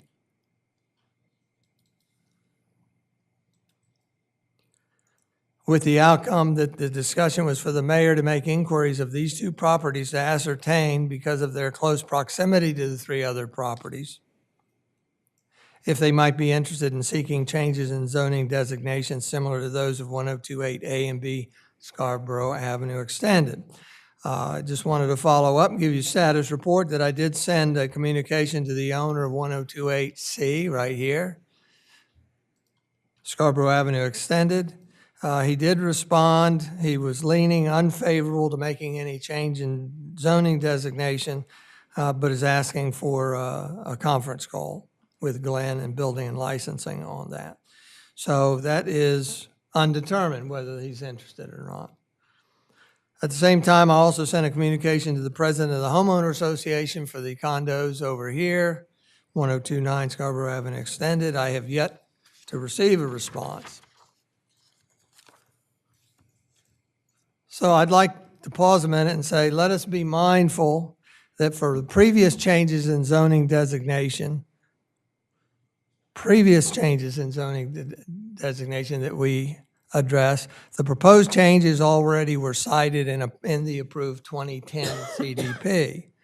Thus, the pursuit of the changes in zoning designation, by example, the several blocks of Sussex Avenue, from commercial to residential zoning designation, was initiated by the mandate in the CDP that within 18 months after certification, the changes in zoning designation have to be acted on.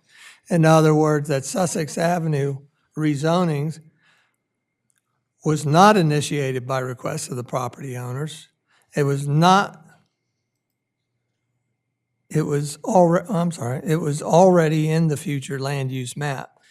Back then, it was much more clear, precise, clean process because the CDP said, we shall pursue it. Again, this approved certified CDP does not mention any favoring changing of the zoning designations for any of these lots, except for Rehoboth Auto Body. They're in the clear because they're asking to go from one intensity of commercial to higher intensity. And again, this future land use map right here shows that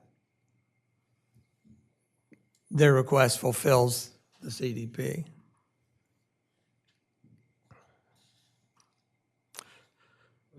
But in further review recently of our process for changing this, in other words, we were reviewing going to public hearing and how clean that was going to be. We reviewed this map and found out that the state mandates the process required to seek a change in zoning designation when the proposed new zoning designation is in conflict with the proposed new zoning designation. What that means is if any of these lands here, properties here, want to change the zoning designation, they have to go through a state mandated process. And that's where we have this outline that's a support document. And that outline shows, again, this is within the support document. So I'm not going to read it all, but essentially it says when there are requests for change in zoning designations, when the requested change in zoning designation is in conflict with the current comprehensive plan map 3, then the requester would notify the city, but concurrently they have to apply to the Office of State Planning Coordination. So that certainly throws another step in this whole thing. So what I have done is I have sent, it kind of puts it on hold for seeking public hearings for at least those two properties that are seeking residential. I've notified them that here's the process, that if they want to pursue it, they need to file this application in front of the Office of State Planning. And if they would kindly notify me at the same time so we know that that's going to happen. And again, you can go through this whole process on the support document that's available online, and it explains the process. So that is that new step for any of these that are seeking residential change in zoning, because it's not articulated and approved in the future land use map. However, again, the Rehoboth Auto Body does not have to adhere to this because they are a commercial and they want to retain commercial, but at a higher tier. So where we're at today is I'm going to open it up for discussion, but what I'm suggesting is consideration by the Board of Commissioners continuing with addressing the initial request for a change in zoning designation by Rehoboth Auto, seeking to change from C3 to C1 by scheduling a public hearing and asking the Planning Commission for their recommendation to be submitted during the hearing. So exactly the same process of last time, except omitting the two properties seeking residential zoning. And so, Glenn, I'll turn it to you to see if you have anything. Did I misstate anything? And then I'd like to open up the conversation to the commissioners to see, again, what I want to focus on in this conversation is make sure there's clarity, you understand the process. But then I would also like to try to come to a conclusion for Rehoboth Auto Body, what the next step is. Do we want to hold off? Because if we want to hold off to see what these others do, that could be many, many months delay. And that's where I think that we owe it to the Rehoboth Auto Body to probably proceed sooner than later. And we can do that because we don't have to go through the OSCPC. Do you have anything I don't to? have anything to add, Mayor. You covered it all. I have a clarification from something you said, Mayor. Maybe I didn't hear it properly. I thought you said when you started the recap that Rehoboth Auto Body was requested some additional information, and do we have that? So that is information coming from the Planning Commission. They had one meeting with the Rehoboth Auto Body and said, we're not able to make a recommendation yet until we get more information. So that's what that is. Can I interject? Wait a minute, that's my question. Does the Planning Commission have that yet? I don't know. I would say that if we go this route and ask for a public hearing, that I would want to reach out to the Planning Commission and say, tell us what you are asking for so that we could make that inquiry of Rehoboth Auto, so that when they come in front of us, they've got all that information. And then, of course, the Planning Commission would be disseminated that same information. So in your example, we would never get to an opinion from the Planning Commission? No, they would, because any omitted information or that we don't have, we would ask for it, and we would share that with the Planning Commission. But they like we determined at the last meeting, they're no longer interviewing Rehoboth Auto Body separately. If we go to a public hearing, we're interviewing them separately. But we're sharing that information and asking the Planning Commission, just like we would members of the public, to develop an opinion and share that with us during the public hearing. Okay. How long has it been since the initial request? For Rehoboth Auto Body, I believe it might have come in as early as August, or I'm sorry, June, July, August timeframe. I don't think it's fair to keep them waiting. And And let me share, I don't know that it's our fault necessarily. Right. Because we had a meeting to discuss path forward, then we forwarded to the Planning Commission. They had to put it on an agenda. Their very first meeting that they scheduled with it on the agenda, the applicant did not show up, so that put it behind a month. So I don't want everybody to think that we are culprits here. right. No, I'm not suggesting we are, but I think it has been long enough that we shouldn't keep them waiting. And do the two property, I guess, I don't know. I'm assuming that the two properties want to be rezoned because they think it will have an impact on us granting the rezoning request for Rehoboth Auto. That that's- has to be an assumption because they did not articulate, I don't believe. But do they realize that rezoning their properties will not change the zoning designation for the neighboring property? Has that been made clear to those properties, We haven't reached out to them. other than to tell them what the other than process this, was? Right. Can I interject, just for the point of this discussion, there is no Rehoboth Auto Body, it's Rehoboth Auto Repair. Okay, Okay, so I know we're using it freely. sounds good. Thank you, Commissioner. So, does anybody have a preference on, again, at our last meeting, we decided to go the route of scheduling a public hearing and asking the Planning Commission to make recommendation as part of that public hearing. Do we stick with that so that we can get Rehoboth Auto Repair in front of us sooner than later? I would say yes.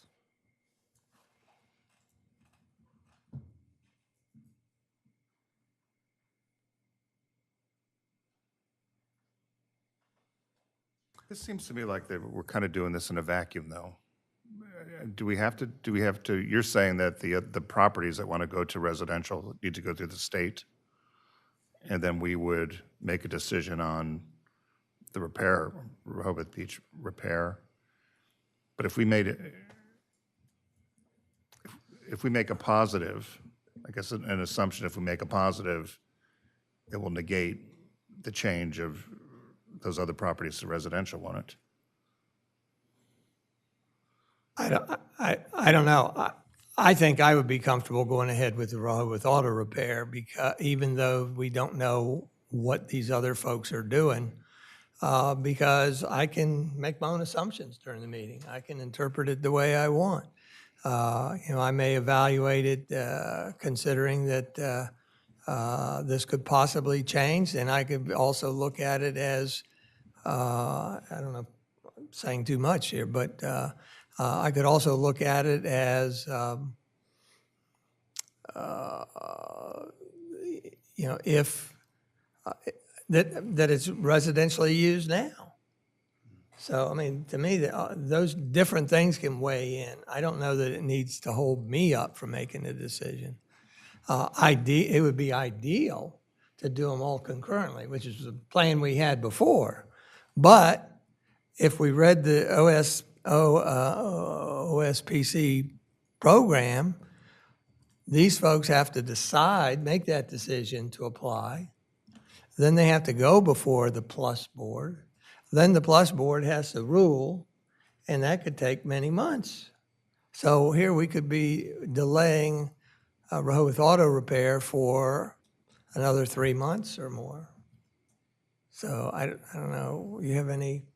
Well, the plus process, the ones that are currently zoned commercial and want to go residential, so the state will convene a meeting, and at that meeting, you'll have DelDOT and DENREC and all these different state agencies, and they will make recommendations.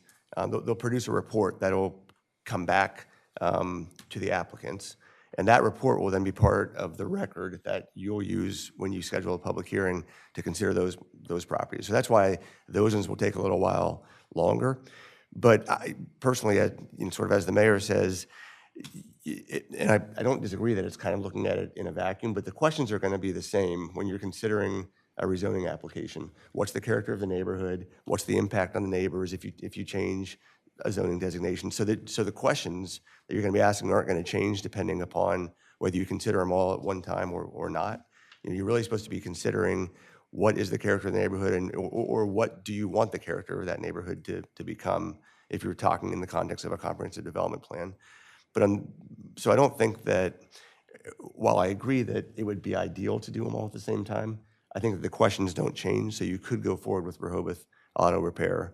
And again, at the public hearing, the owners of the requesters who are asking to go residential can certainly appear at the public hearing for Rehoboth Auto Repair. And make any record they want to make and influence your decisions however they might be able to. I just want to reiterate that this is a process mandated by the state when somebody seeks to change a zoning designation that is in conflict with this future land use map.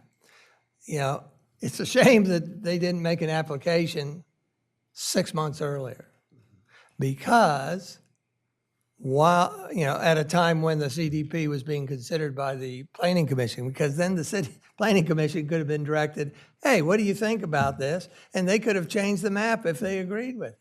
And I think, I don't know, I can't say it's an oversight, I just don't think there was anything that stirred them to seek any changes. But if they had changed it, So we have to concede that the map, the future land use map in the CDP is correct. It was correct. this is what's certified. Yes. And It's certified such that all future changes in zoning designation must conform to that map. right.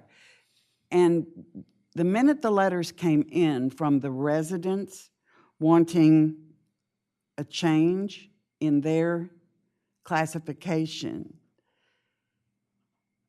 did it take us an inordinate amount of time to figure out that we're not the body, that it's the state? It probably took us a month.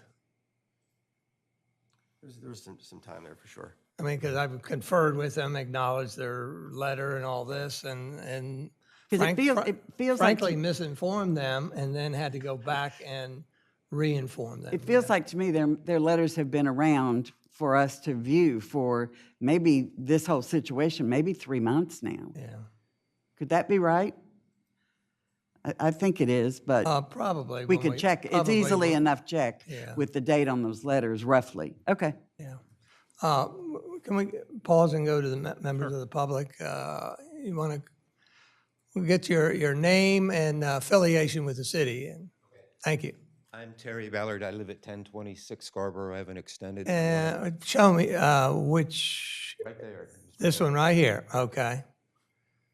So, Now remember, we're not talking the merits of these cases, we're talking about the path forward. yeah, I'm just talking about what Commissioner Sharp was just talking about. This procedure for the folks who have requested zoning from C3 to R1 is all of 7 days old. And those people, including myself, were notified electronically by you, I think, about 3 days ago, that this multi-step, very detailed 5+ month process will now need to be gone through. So just making the observation that, you know, the request was done a while ago, and it's been before this body for a while, and now this is what these people are facing.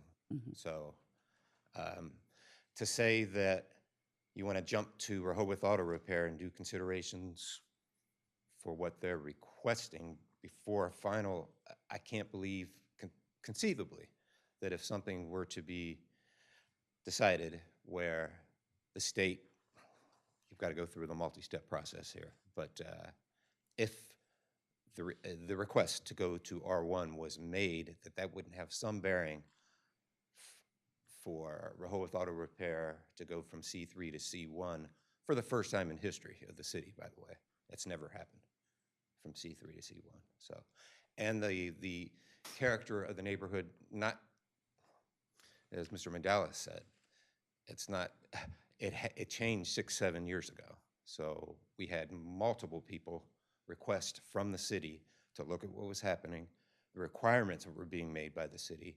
You got to have these trees planted, you have to have these setbacks. They were all residential, and most of the people there, whether or not it was their fault or not, thought they were buying into residential zoning. Right.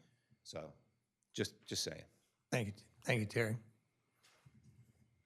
Mayor, if I could comment, I agree with your statements. I don't need them to be rezoned to have an impact on my decision. I think that they're being used as residential. My assumption going into a hearing of a neighboring property would be that they would be rezoned. And it wouldn't have an impact on, I think, my decision. But I say that also stating that I think it's unfair to hold up one property owner because subsequently another property owner has decided that they want to change. I just don't think it's fair to hold up one application because a neighboring property has asked to do something else. And again, it wouldn't have an impact, I think, on my decision, assuming that, like I said, I don't want to be presumptuous, but my assumption Yeah, don't be is- presumptuous because this will be subject to a public Right, hearing, right. and that's where you'll be making decisions, right? And if I can Your interject, name again, just Barry start Ballard, over. Thank you. 1026 Scarborough Avenue Extended. It was only known by the people who made the request to go from C3 to R1 3 days ago that it could take 5 months. Sorry, Rehoboth Auto Repair, but this is what has now happened, has been kind of late in our lap in the last 3 days. I understand. Thank you. Come on up, Sam. Sam Cooper, 13 Newcastle Street. Two observations. One, if you talk, has anybody from the city talked directly to the planning, the state planning? I can't believe they don't have an abbreviated process for something so simple and so small. And because in theory, I think the plus process is about the state's interest in something. Do they have to provide the roads, the schools, and all those sorts of things? They have no interest in this. I can't believe there's not an abbreviated process for something so simple. And secondly, it seems to me, sitting back here, that you ought to bring Rehoboth Auto Repair back into discussion. Say you had this additional request. You know, it may be sometime. Would you like to go forward, or would you like to postpone it in light of our additional request? Because he might, or they might say, hey, you know, we want to be good neighbors, and you know, let's do this all together or something. You know, but you know, check back with him to see if he still wants to go forward. The answer to your first one is no, we haven't, Glenn, you haven't checked in with the OSPC, I don't think. I think that's a good idea. And then the second, I've reached out to Carlton Savage representing that, but I haven't heard back from him. But that's point well taken, too. Can I ask a process question? When we have a rezoning hearing for that property that Rehoboth Auto Repair owns, is similar to a permit of compliance, are we able to put property-specific restrictions or conditions, anything of that nature? You typically don't condition rezoning. Remember, typically when you're looking at zonings, you say what is currently allowed in the district, and whatever's allowed in the district is what's allowed. There was a case in Kent County where the county government tried to restrict certain properties east of SR1 that were zoned AR1 differently than properties zoned AR1 that were west of SR1, if that makes sense. And the state code says there's a uniformity requirement. You have to treat everybody in a zoning district the same. So I would caution against putting any kind of conditions on a rezoning. Well, let's consider a path forward. I'd like to get a response from Rehoboth Auto Body, just as Mayor Cooper mentioned. You know, are they amenable to waiting a little bit or not? And report that back to at our February regular meeting. And at that point, make our determination whether we want to seek public hearing scheduled for Rehoboth Auto Repair, or whether we want to defer a little bit. Mayor, just one clarification. Is the last time that Rehoboth Auto was to be involved in this, was that the time they did not show up? No, the very first time they did not show Okay. up. And I think it was just they didn't get notice. Okay, And the thank second you. time they did. So Okay. as far as I'm concerned, they were somewhat responsive. Commissioner Legree? I'm trying to get in my mind what the neighborhood changes will be. The request from the auto repair company is to go up in classification, commercial classification, to give themselves more latitude in what they can do with that property. Going from C3 to C1, which is a higher tier, Yeah. which means more things. And can you think of anything in a C1 that's not in a C2 or 3? Dry cleaners, maybe, something like that. So, But a resident living in 50 feet from there or 100 feet from there would worry about the change in the neighborhood, the impact on the neighborhood of that upgrade. I'm just trying to think what our question would be to, when we ask them if they'd like to talk about it or compromise or anything like that. And my next question is, the plus review has to take place if you go from yellow to red, but are we just staying in red? Is the commercial changes any different from the change from residential, from commercial to residential? I'm not following you. Okay, This if I'm map, living this is in- map number 3. Yeah, if I'm This is the living in, future land use. yes, So that all changes in zoning designation have to conform with this. okay, And if you want to not conform, you want something different, a different zoning change, such as to go from red to yellow, then the state has said you need to go file an application and go in front of the plus review. the residential requests are going from red to yellow, and the commercial requests are staying red. Is there a difference from C1 to C3 or from? No, because all one? this map, let me, There may be another map that I'm not seeing. No, see how the city future land use classification, this is embedded in your agenda as a support document. Notice how it has all the commercial districts yes, merely in red, so they're all the same. They're not making a distinction. They're not making a distinction between C1 as light red, medium red, and dark red. okay. So we could make that change from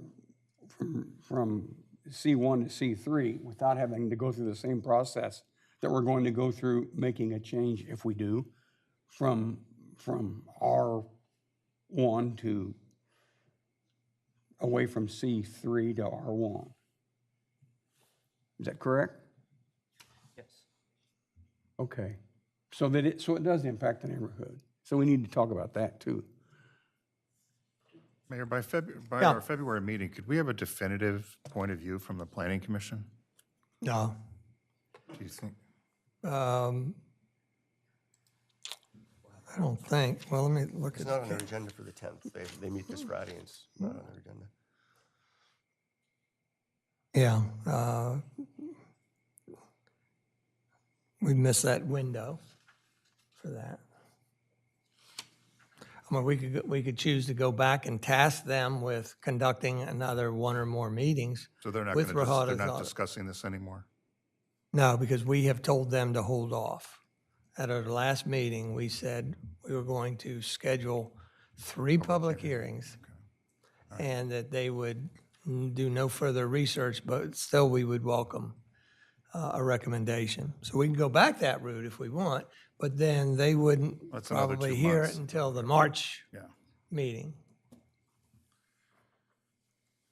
So again, I would suggest that we put this on hold till the February meeting. I like to give a status report. Hopefully by then I've heard from 4 of the property owners and have their opinions there.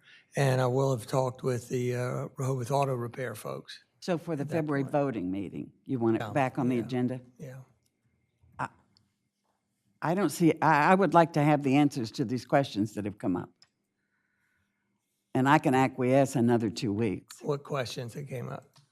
Whether or not there's an abbreviated process, as well as, Oh, okay.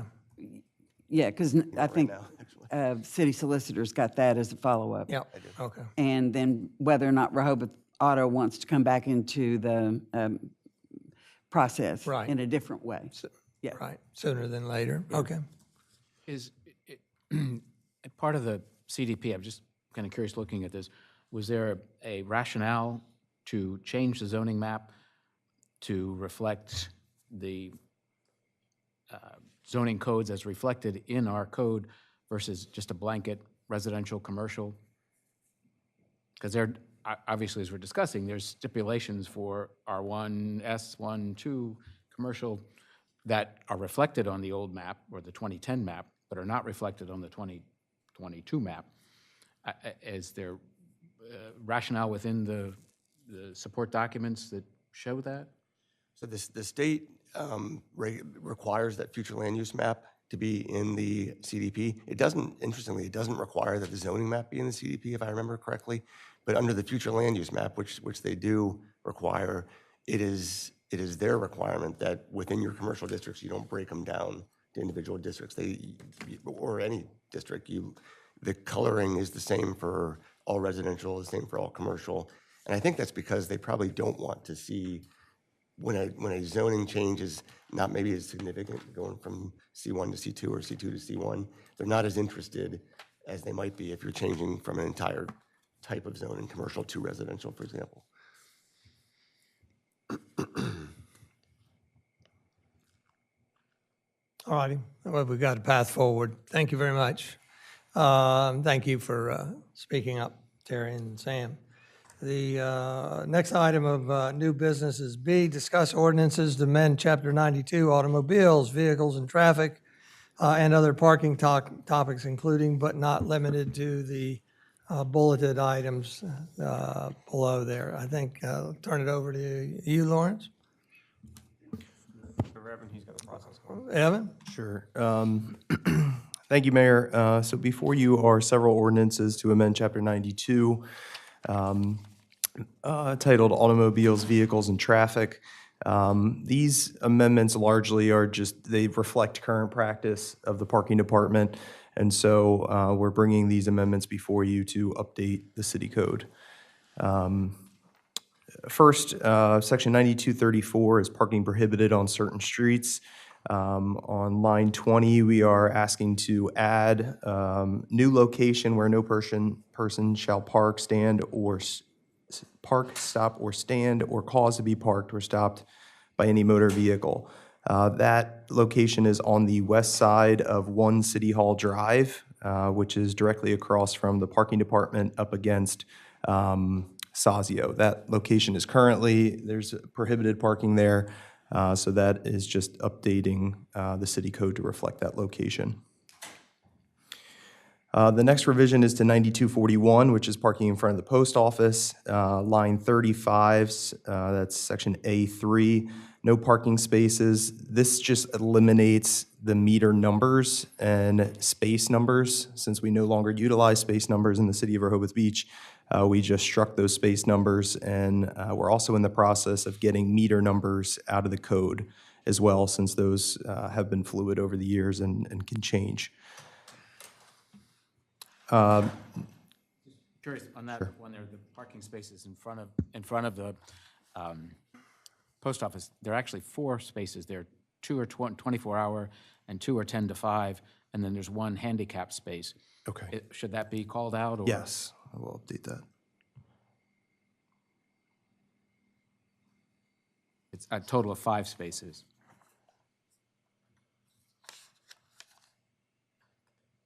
Are you I know we talking have about, section A3, where A3 does not identify exactly where the spaces are? Is that what you're? Exactly. It calls out 2 parking spaces, but there's actually 5 there in front of the parking, in front of post office. 2 of them are the 10 to 5, but 2 are 24-hour, and 1 is a handicap. And we have section 2 is 3 unmetered parking spaces Okay. directly in front. So I Great. think that captures the 5 there. The next revision is to 9271, parking spaces to be marked. One of the initiatives that we have started to do is down at Deauville Beach, we've installed parking bumpers to better delineate parking spaces, get more efficient use out of the lot. So there, we've just added that on parts of streets and islands designated as parking meter zones, parking spaces shall be indicated by lines painting on the curb or pavements, parking bumpers, or by other appropriate means. We could have been covered under the other appropriate means section, but just wanted to include parking bumpers. We utilize parking bumpers not only at Deauville Beach now, but at some of the other city parking lots. Next, section 9275 is overtime parking. This just further clarifies what we determine to be a violation of overtime parking. And that includes failure to pay for parking in the appropriate zone. We have a total of 12 different zone numbers in the city of Rehoboth Beach. Also, pay for parking using the appropriate license plate, since we are now license plate based. And then also to move the vehicle after paid time has expired. So that's just further clarification there of what is determined to be overtime parking. Section 9276, deposit of slugs prohibited, payment of fines. We just clarify here, line 70, part B, that fines can be paid in currency, checks, money orders, or by credit card. 9278, meter types. This is line 83, part B, multi-space meters where the meter accepts payment for more than one parking space. And we've removed the reference to parking spaces being identified by an individual number, since we no longer use space numbers in the city of Rehoboth Beach. And that's all I have.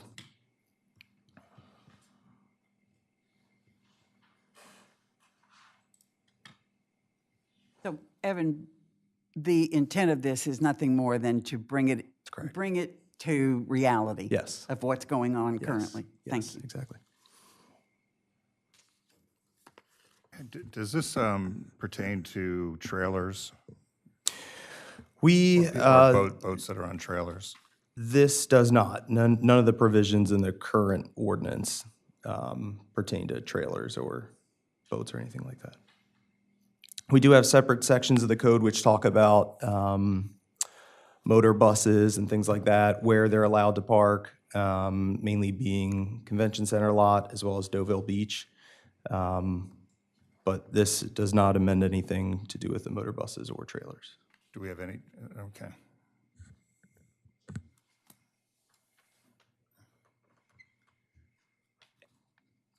You have more parking to present? There are I do, if parking there's meter no zones. further questions on the draft Okay. ordinance. Curious, do we address, where in the code do we address handicap spots, or do we We call have, those out? yes, we do have a section. I would have to look That's at the fine, city but code. there but is a. Yes.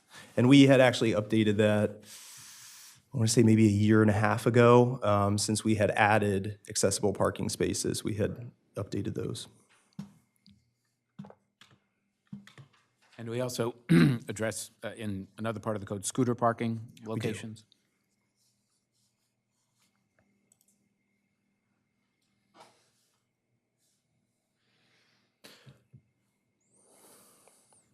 What's your next section there? Nothing further in the ordinance unless there are any other questions. I know the next topic that we wanted to talk about was the location of 30-minute parking spaces. So what I've included as a support document in the agenda is the existing city code. That's 9269 parking meter zones designated. Part B, I believe it is. Look, help me find where you are here. It's a separate support document within Is the it agenda. below this? Yes. Section 92-69 there. It's a total different document. There you go. This one? Yep. And then Part B addresses 30-minute locations. That's it. So I can just run through these quickly. So Baltimore Avenue, again, this is an ordinance I'll need to bring back our draft before you, but I didn't want to do that until we had this discussion. I do want to remove the meter numbers from this section of the code. But on Baltimore Avenue, we have 4 30-minute parking spaces between Baltimore, or at the intersection of Baltimore and First Street. This is on the first block on the north side. We have 4 spaces on Baltimore and First Street on the second block. We have 2 spaces, that's middle of the second block on the south side, and 2 spaces, middle of the second block on the north side, and then 2 spaces on the second block near Second Street. So 14 30-minute spaces on Baltimore Avenue between the boardwalk and Second Street. The Convention Center lot, we have 4 spaces dedicated for City Hall business. After 4:30, that does require payment at the meter. But before 4:30, it does not require any form of payment. that be updated? Are they Monday through Friday only, or are they 7 days? Monday through Friday. We can update that.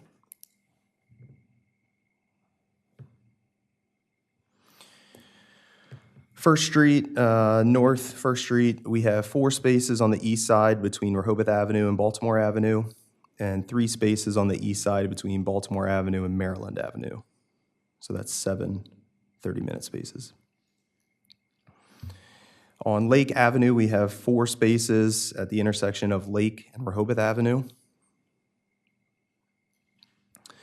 On Rehoboth Avenue from the boardwalk to First Street, we have 10 30-minute spaces on the north side across from the bandstand. We have 8 spaces on the south side, just west of the restroom facility.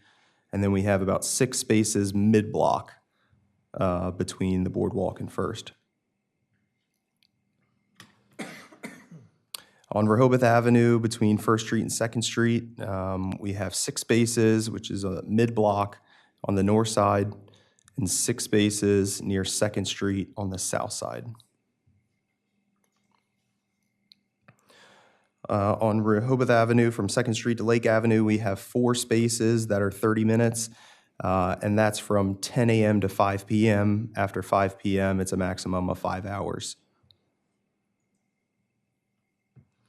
And then finally, on Wilmington Avenue, we have 2 spaces on the south side near the intersection of Wilmington and South First Street.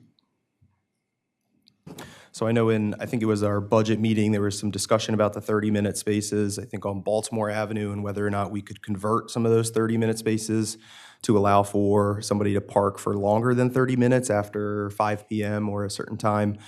We certainly have the ability to do that, so if there's any questions, I can answer that, but this is currently what the location of those 30-minute spaces that we have. Commissioner Bennett, you brought up at a previous 1 or 2 meetings, maybe the desire to consider 30-minute meters going to full-time at a certain time. And, I might be amenable to do that, but there was, I'm sure, a reason for enacting 30-meter zones for that time frame, and I would be more comfortable if the chamber had a downtown advisory meeting or gave an opinion on, do they want to lose 30-minute meters after 5 o'clock at night? Did you want to sell your No, concept? I just think that, and I'll use Baltimore Avenue as an example, there's a whole string of 30-minute parking spots. I don't know the exact locations, but near Dinah Lingo's and then over in front of Eden and Jam. And Baltimore is a very popular restaurant, a restaurant destination. And so after 5 or 6 o'clock, why not make those 30-minute spots like the rest of them, so that people can do 2-3 hours if you're going to dinner? I don't know anyone who's going down there at 8:30 for 30 minutes.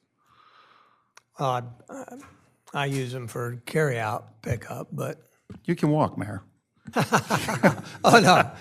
Now I've moved further away from the downtown core.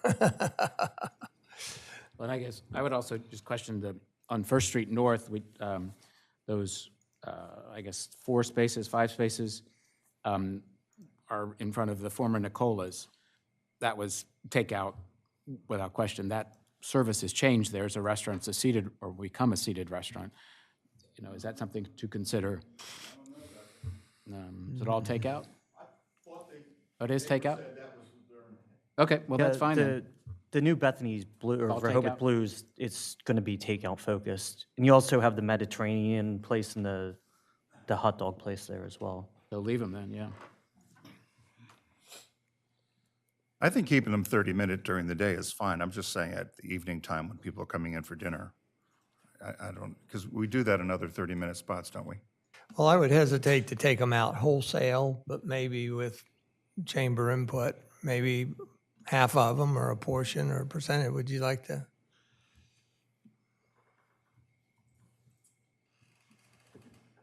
Tell us who you are. Carol Everhart, Rehoboth Dewey Chamber. It sounds like what you need to know is an input from that area. My belief is in the past there was more retail and maybe in and out type of thing, and that has mainly gone to restaurant type of business. So I'd be happy to do a survey and find out how they feel and provide you with that, I could do that pretty quick. That's a time commitment. Do we want her to do that?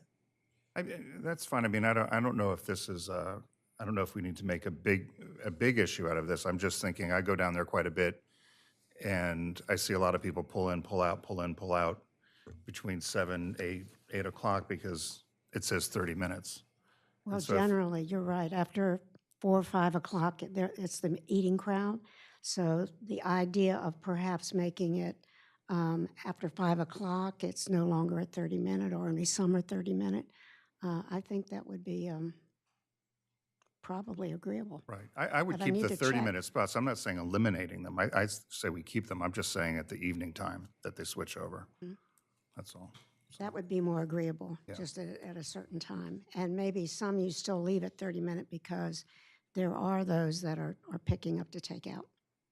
Thank you, Carol. Evan, don't we have a map? I recall maybe a map being done a few years ago that actually show the locations of all the 30-minute meters. Maybe that would be helpful for us. Sure.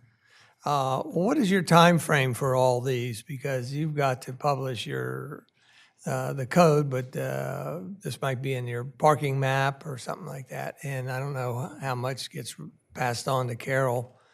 Carol, you have a deadline also for, The visitor guide is at the printer as we speak. oh, okay. Okay, thank you. And then we have our own map. Is that already gone to publishing?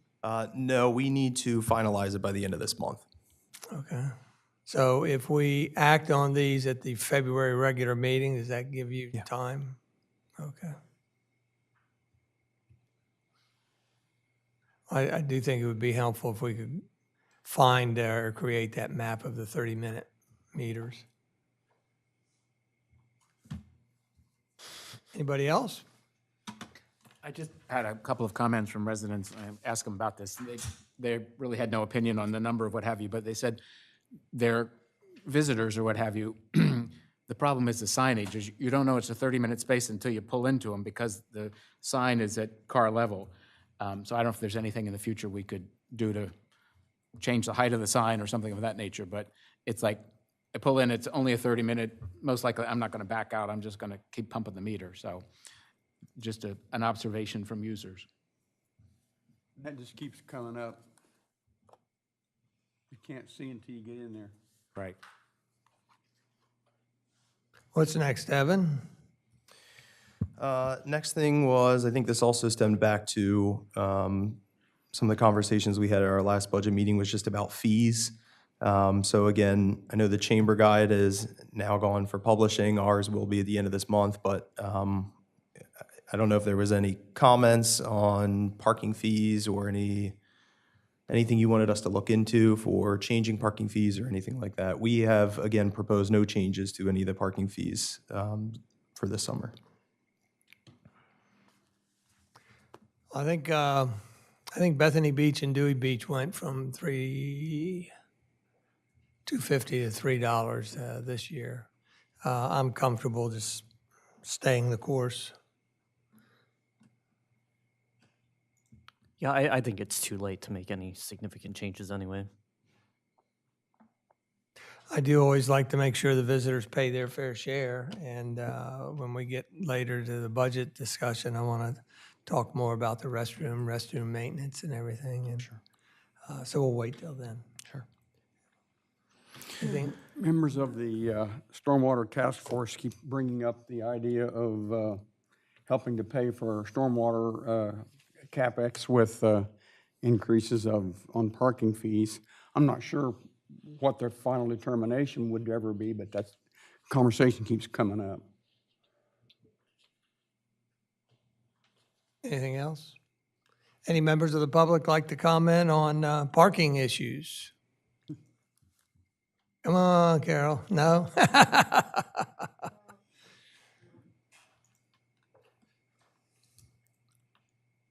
Again, the more consistent you are and the more simple you keep it. When we change it every year, that's when you get all the visitor complaints. They don't know what's going on. So the constant changing is what causes most of the problem, more than the cost.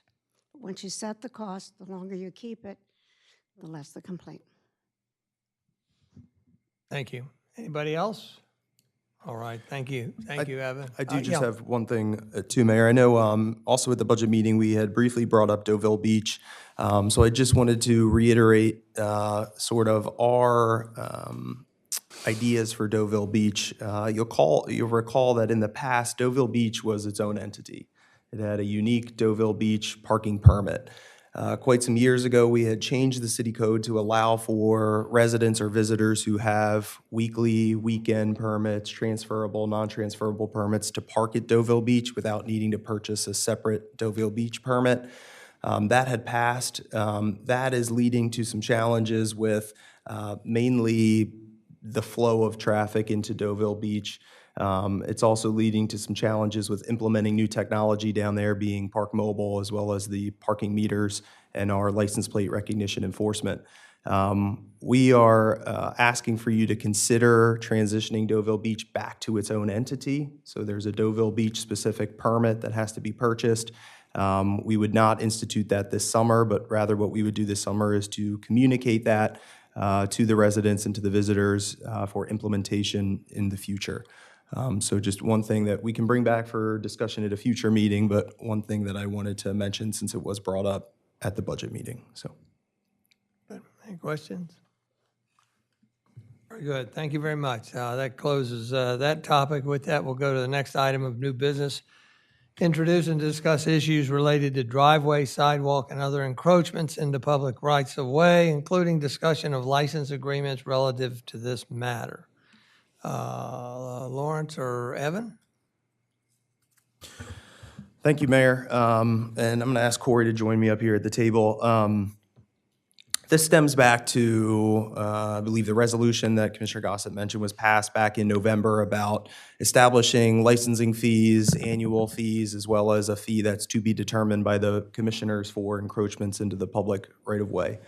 Building and licensing certainly has issued some or have worked on a lot of building permit applications, especially on the north side of town, where we have identified several properties that have had encroachments, some encroachments having existed for years, some may be proposed new encroachments into the public right-of-way. So I've asked Corey to be here today just to sort of explain his process in terms of when does a building permit application trigger review of these types of encroachments, and we're seeking some guidance in terms of next steps for some of these encroachments. And then certainly we'll answer any questions you have, so. And Commissioners and Mayor, just really want to commend the building and licensing team on this one. I think you've read it a couple of times, my weekly updates. This appears to be a very long-standing issue. So what we have is two professionals identified this issue over time to really kind of understand the issue and the complexity.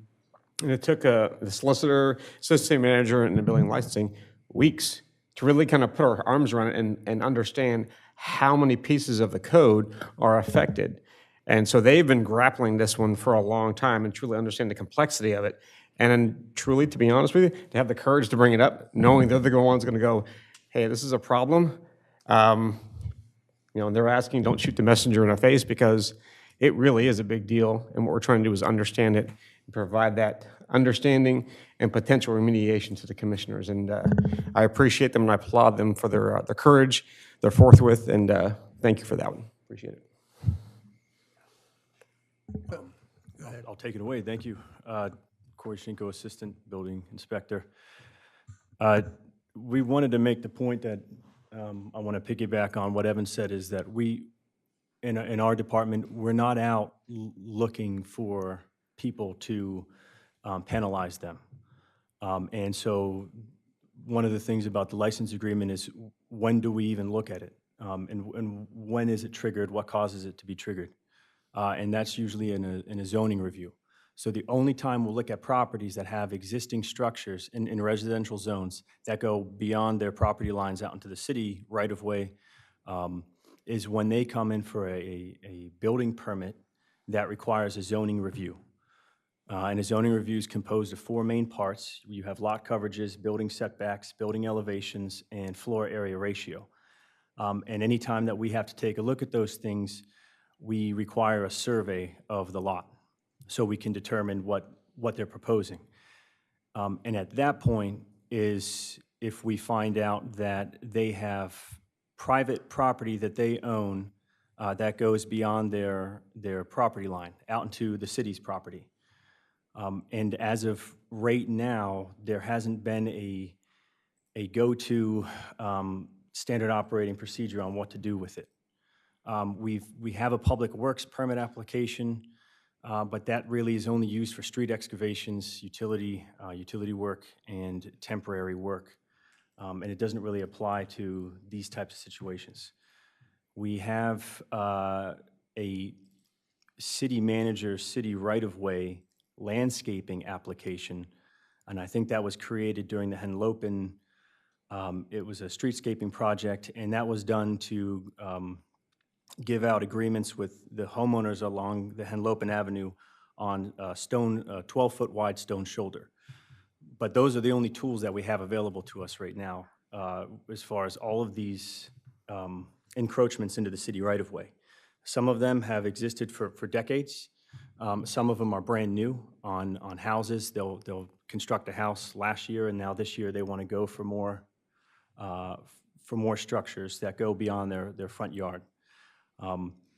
We've only had to ask a homeowner once so far that I know of to remove a property outright without giving them a choice, because back in the property records it was found that they put this in illegally and were asked to remove it in the past and they didn't.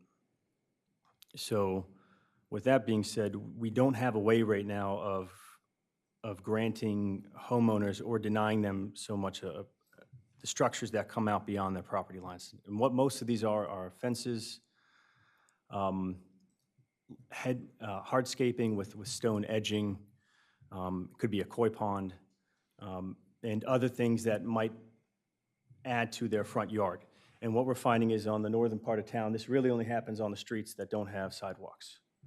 So, Henlopen, Columbia, Pennsylvania, Oak, good bit of Lake. Any of those streets that don't have sidewalks, they have anywhere between 15 and sometimes 40 feet between where their property line ends and where the street actually begins. It's a lot of space. It looks very different all over the city. And everyone has something different. And what we've been struggling with in the building and licensing department is when they come in for a permit and we know that they have private property that's on city property, how do we navigate that encroachment? We've talked about awnings and canopies and signs this morning in commercial districts, but it's a tense topic too, because I know that commissioners have made the point already that some of these structures have existed for decades, and we've been trying to work with the city manager and the city mayor and the city solicitor to plot a path forward on what to do. Should we put any restrictions in? If we should, what should those restrictions be? Do they get a license agreement? And if they do, that whole conversation has to get started. What would the fees be? Who would be the licensor? Who would be the licensee? And where would we draw the line on existing versus new? So it's a complex issue, and right now we don't have any formal literature to back our decisions up on, apart from the previous Public Works application that it doesn't really have merit for this situation. Or what we have now is the city manager's application to place landscaping in a city right-of-way. That it was before my employment here, but I believe that the main focus of that one was just for Henlopen. But it's the only tool we have to use right now at our disposal. And so we wanted to bring this topic up before you today, just to let you know this is an issue, and it's something that's all over town. You can just drive down one of the streets, and our path so far for new construction is that if it's in the right-of-way, we don't allow it, apart from parking. We do allow for a front walk to kind of go from the front door out to the driveway, but since there's no sidewalk there, we have a very long definition of sidewalk in our zoning code, And the half of it describes the width of the sidewalks, and the other half of the definition talks about the certain routes that they can take in order to be defined as a sidewalk and then be placed in those building setbacks. So it has to meet that definition. And on these streets that don't have sidewalks, that really only leaves these homeowners with the ability to take that front walk from their front door basically into their driveway. So that's what we've allowed so far, and we are currently denying anything else that would be placed beyond the property line. And also, building and licensing doesn't quite have the jurisdiction to make the decision on what structures should be placed beyond private property. We enforce the zoning and building codes within private property, and as I think echoed here earlier in the meeting, once it goes onto city property, with the exception of what our code allows for ingress and egress for driving and in some certain circumstances, a front walkway, all the other structures, we don't have a really good answer for right now, other than it's outside of our jurisdiction, and we don't have a clear application or path forward on how, if they wanted to put something out there, how they would go about it. Thank you, Corey. I think it would be helpful future discussions if we could have some photographs or something. So I think that would be very helpful. A lot of this to me seems applicable to Henlopen and Columbia. Some of the scenarios I've seen driving up down the street are, let's say the property line's 12 feet from the road. I don't know what it is, but let's say it's 12 feet. There are examples of driveways that start 12 feet in, which means and go onto the property, which means the driveways are totally on the property of the owner on Henlopen or Columbia. Then if you go up and down those streets, you also see some driveways that start at 6 feet, and you find others that start at 0 feet, which means the driveways that literally start where the asphalt is. So I think what you're trying to address is which is appropriate. Same thing with sidewalks. I heard your explanation of sidewalk. I wasn't sure which scenario was appropriate. That the sidewalk comes from the front stoop of the house, comes to the property line and stops, or are they allowed to extend beyond the property line to the driveway as far as all the way out to the street? So it sounds like those are the things that you're trying to address on what is proper. I have gone down there and I have seen, you mentioned a koi pond, I've seen somebody's pond that was in the front right-of-way, so meaning it was not even on their property. And so I think that's the type of thing you're trying to address also. And then fences, of course, should be at the property line. That's the fence code, right? And that some of them stick out or either misplaced farther toward the road, or they go perpendicular all the way up to the road to divide between one property and another.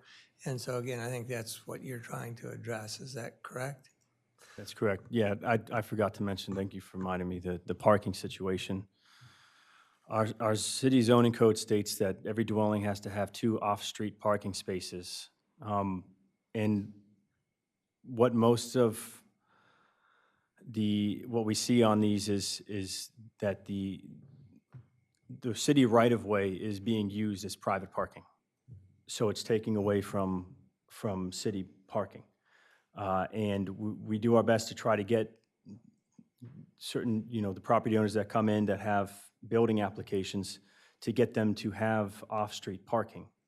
But then again, our off-street parking zoning article has the applicability of it is they have to do so much to their house as far as structural or value-wise. I'd have to go back and take a look at it for that article to apply, for us to force them to put off-street parking spaces on.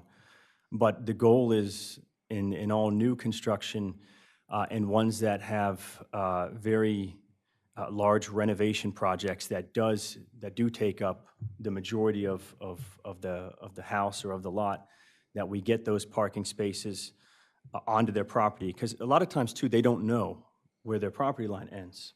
And so, they may think that they have off-street parking, but they don't. And then the other part is when the driveway goes out through past the property line onto usually where it would be the apron and then connects to the street, it widens out. And what we have a lot of times is that this area where it widens out, people want to have the entirety across their property, that's the city right-of-way, to be treated as their own private property so that no one parks in front of it. And so we've been trying to limit that as best we can. But that's one of the encroachments that we've had to go out and say, basically based off of our zoning code, the aprons with the flare-outs as they get to the street can only be so wide. So, and this is particular for new construction as well. We've seen this same problem happen where they want to use the whole space on streets that don't have sidewalks as their private parking. So what we've allowed so far is for the width of the driveway from their property line to stay as wide as it does on the property line. They can widen it out a bit, but our code gives us an exact width of how wide they can take that apron as it comes out to the street. And that limits them from taking up more space that's on the other 30 feet of the property front that they have. And they can have a stone shoulder. So parking is an issue that we're seeing. But again, we only enforce that when it's new construction or if they do major renovations, because that's what the applicability of our off-street parking article states, when we're allowed to enforce it. So, I'm sorry. No, go ahead. Jay, your hand was up. Do you have a rule of thumb, or I'm trying to get this square in my mind? You allow them to, I'm assuming you're only allowing them to have natural area once they get past the property line, streetwise. That's correct. They can have their driveway, but other than that, it should be natural area. So, and I've had 2 people complaining. So they can use gravel or any other permeable material out there on the city property if they want to extend their driveway and not have to drive in the mud when they utilize their driveway. As long as it seems like they could make it as wide as they want. Can they do the whole area out there in say gravel or chat or crusher run or something like that? Yeah, we've got an old article from Public Works, and this before this city hall was built, and we've been using that. That allows them to build a 12-foot wide stone shoulder and that 12-foot starts at the street. Okay, and I goes got you. onto the city right of way, and that is, I think, was there to allow for visitors to use those streets to park on. So we allow that 12-foot of stone. I think it's got to be number 8 or larger. No pea gravel. But other than that stone shoulder, because some of them, let's say it's a 30-foot right of way. So you have the street out here. 12 feet can have the stone shoulder, but then you still have, 18 feet of this space that's kind of still the city right-of-way, but it's in between where we still own and their property line, and we make that all be natural. But they do have, like I said, we do have an application for landscaping in the city right-of-way that must be approved by the city manager, and that's the one document that we have right now. But other than that, to your question, it's only natural space. Okay. So just an observation, Scarborough Extended has no sidewalks. Silver Lane has no sidewalks. Does Schoolview has no sidewalks. So, That way. pardon? And we like it that way. Okay. So I just didn't want that to be overlooked. It's not just the north side, as is noticed in this late email that we got, which is interesting because Mr. Gaynor says he's glad to see these discussions starting. A glaring example of these encroachments can be found on Henlopen, but we have them all over the south side as well, where there are no sidewalks. Thank you for acknowledging Frank Gaynor's letter. He's one that submitted it beyond the deadline, so appreciate you bringing that up. There is an interesting difference in scenarios between those you said in Columbia and Henlopen. That is, my perception is that Columbia and Henlopen, most of them have gravel all the way up to the road. Not all of them. Right here at Third and Henlopen, for instance, it's all got grass there. But I think majority, if not all of yours that you cited, do have grass coming all the way to the street. So it's kind of an interesting, different scenario because the ones with grass only have a driveway necessarily all the way to the street. Whereas if you do have gravel, then they have that option of, so far they have an option, unless the rules change, that the driveway can stop at the property line or at the street or partway in, so. Some of the new construction that's happening has exactly what Corey just described, that from the asphalt in, there's stone, gravel. That's correct. Yes. On the and shoulder, like on the the shoulder. shoulder, yes. And it's the public right-of-way, That's correct. just like Henlopen. Yeah. So A lot it's, of those property owners don't think it's the public right of way, though. They think it's their personal parking spots. well, that's very true, because I think we missed this boat, it's just my personal opinion, when the outfall went in. And on Henlopen Avenue, we just did not address this. So, but what's also interesting to me, I have two questions, and that's enough for today. I'm not sure what you want from the commissioners today, other than to just hear this and kind of take it in and think about it. It's a hard problem, but I don't see it as any different between, and somebody could help me on this, between streets with sidewalks. Because streets with sidewalks, the property owner can still remove their cars from their driveway and put them in front of their house, just like without sidewalks. I'm not sure how you solve that. I mean, it's the same difference. The one thing I think that the one difference that I've observed is that the streets that have sidewalks will always have their off-street parking onto, it's usually on the side of their house.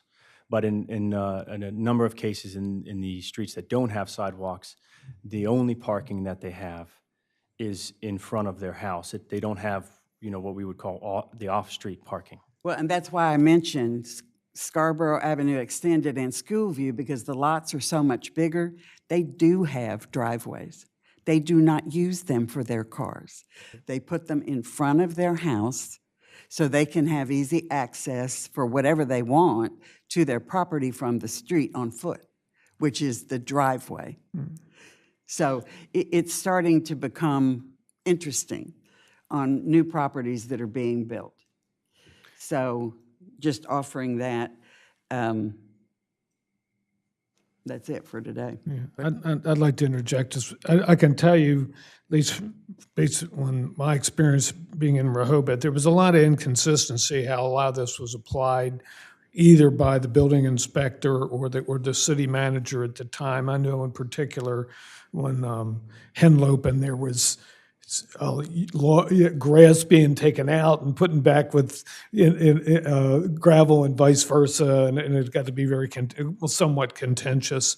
In Schoolview, where I live, all our driveways go to the street, but not all the sidewalks. It's just very indiscriminate, and based on what happened, I think after Terry Sullivan, relented and allowed sidewalks to go in, but there was a period of time in there when that didn't happen and so forth. So I would just basically advocate that some of these things are sort of part of the nature of the neighborhood, and I would like, if we do come up with something, that it's not a one-size-fits-all, that it affects the sort of character of the individual neighborhood, if we can come up with something like that that's applicable. And then the other thing I just mentioned is, I can also, from personal experience, I own a home that was built long before there was any ordinances. And the fact that I have a house now that occupies part of the city right away, I think is kind of wrongheaded. I claim that land because it was there first, the house was there first, but in any event, yeah, we need to deal with this, so. Corey, can you help, and Evan, maybe help summarize this and come to a conclusion? What do you want from, back to Tony's question, what do you want from us today? Seems like you are seeking concurrence from the commissioners to pursue establishing what kinds of structures would be allowed in the right-of-way and a procedure to deal with them if they're not allowed, but they want to appeal it. Sure. Can you restate it better in your words? Yeah, let me just say a couple of words, and then Corey, I'll let you chime in if you have anything else. So really, I mean, we've talked about the city manager's landscaping permit, and I largely think that, I'm thinking back because that was really the start of my employment with the city, was from the Ocean Outfall project, where the city said, as part of this project, we are going to go back and we are going to put this type of gravel in the right-of-way. And there was some objection, I think, from some of the homeowners on Henlopen Avenue because they did not want that particular type of gravel. So the city developed this application, landscaping application, which allowed homeowners to apply for different types of gravel or different types of landscaping in that right-of-way. What we have found is that now we are having applicants submit this landscaping application that is far more than just a gravel replacement or outside of just a natural area. It's becoming walkways, it's becoming koi ponds, it's becoming other things. And from the previous conversations we've had, again, back to November with the passing of the resolution about license agreements, we have sort of taken the standpoint that we believe that any type of applications for these types of encroachments would need to come before the mayor and commissioners for a license agreement. If there's a different route that you'd like us to take, we're happy to entertain that discussion. But because of the previous conversations we've had on license agreements and encroachments into the public right-of-way, that's generally been the process that we follow. They can first submit a application for city manager's landscaping permit. If we review it and we find that it's really outside of the scope of that application, that's when we would generally recommend that they go before the commissioners for a license agreement if they do not have one already. So that's sort of the approach that is before you today that we have sort of thought through over the last couple months. I think the biggest problems I see or observe as I go up and down the streets is that people think that right-of-way is their property, or if they don't think it, they utilize it like theirs. And why that bothers me is because it's public property. And turn to July 4th weekend and go over there and look, and you'll see people that have blocked it off, not allowed the public to use it. You've got a house up here that puts up 30 flags so that nobody can use can't go on their grass, even though that grass shoulder is part of the public right-of-way. And so I would like to see some resolution to what is allowed on there. Certainly a koi pond shouldn't be allowed because that takes up public parking space, for instance.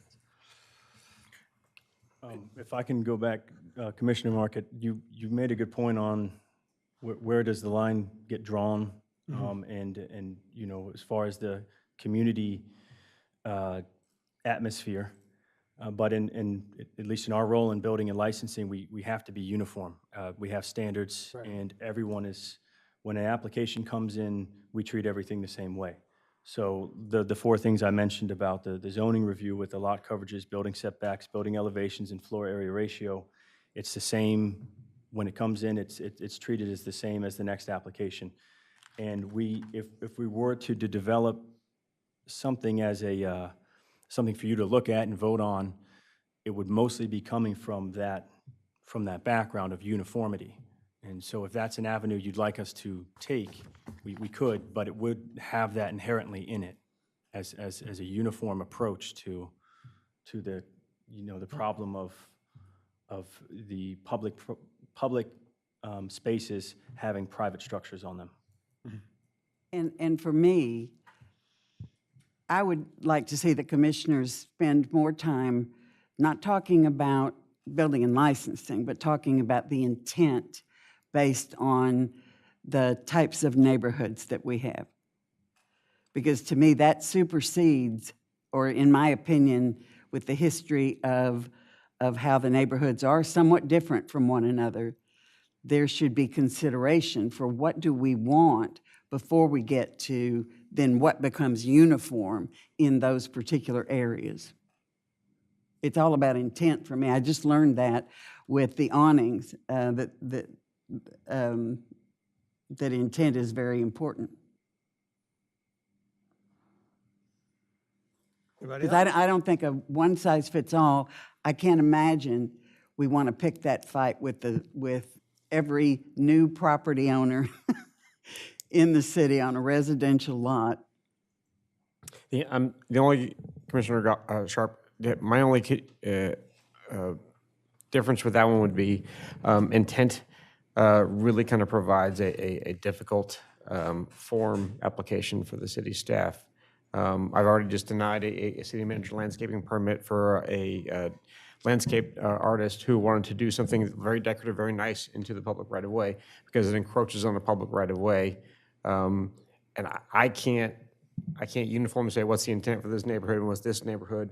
I mean, I hate to say it like this one, it's difficult to apply intent to the black and white, right and wrong. And while there is some subjectivity to that one, it's very difficult for the city staff to go and you get it, you don't, you get it, you don't. And from our perspective, having those left and right boundaries is clearly delineates what we should be doing as a government. And anything such as a permit or something above us would then come to the commissioners for adjudication. I mean, I think really that's the issue that we're finding, because we can't say yes to one and no to another when they're both saying what the ordinance are saying, no, you can't do this one. Then they get mad and they point out 27 iterations where that's already in place, and we're like, I don't have an answer for you at this point. All I say is, Well, I'll give you one example and then leave this maybe for another day.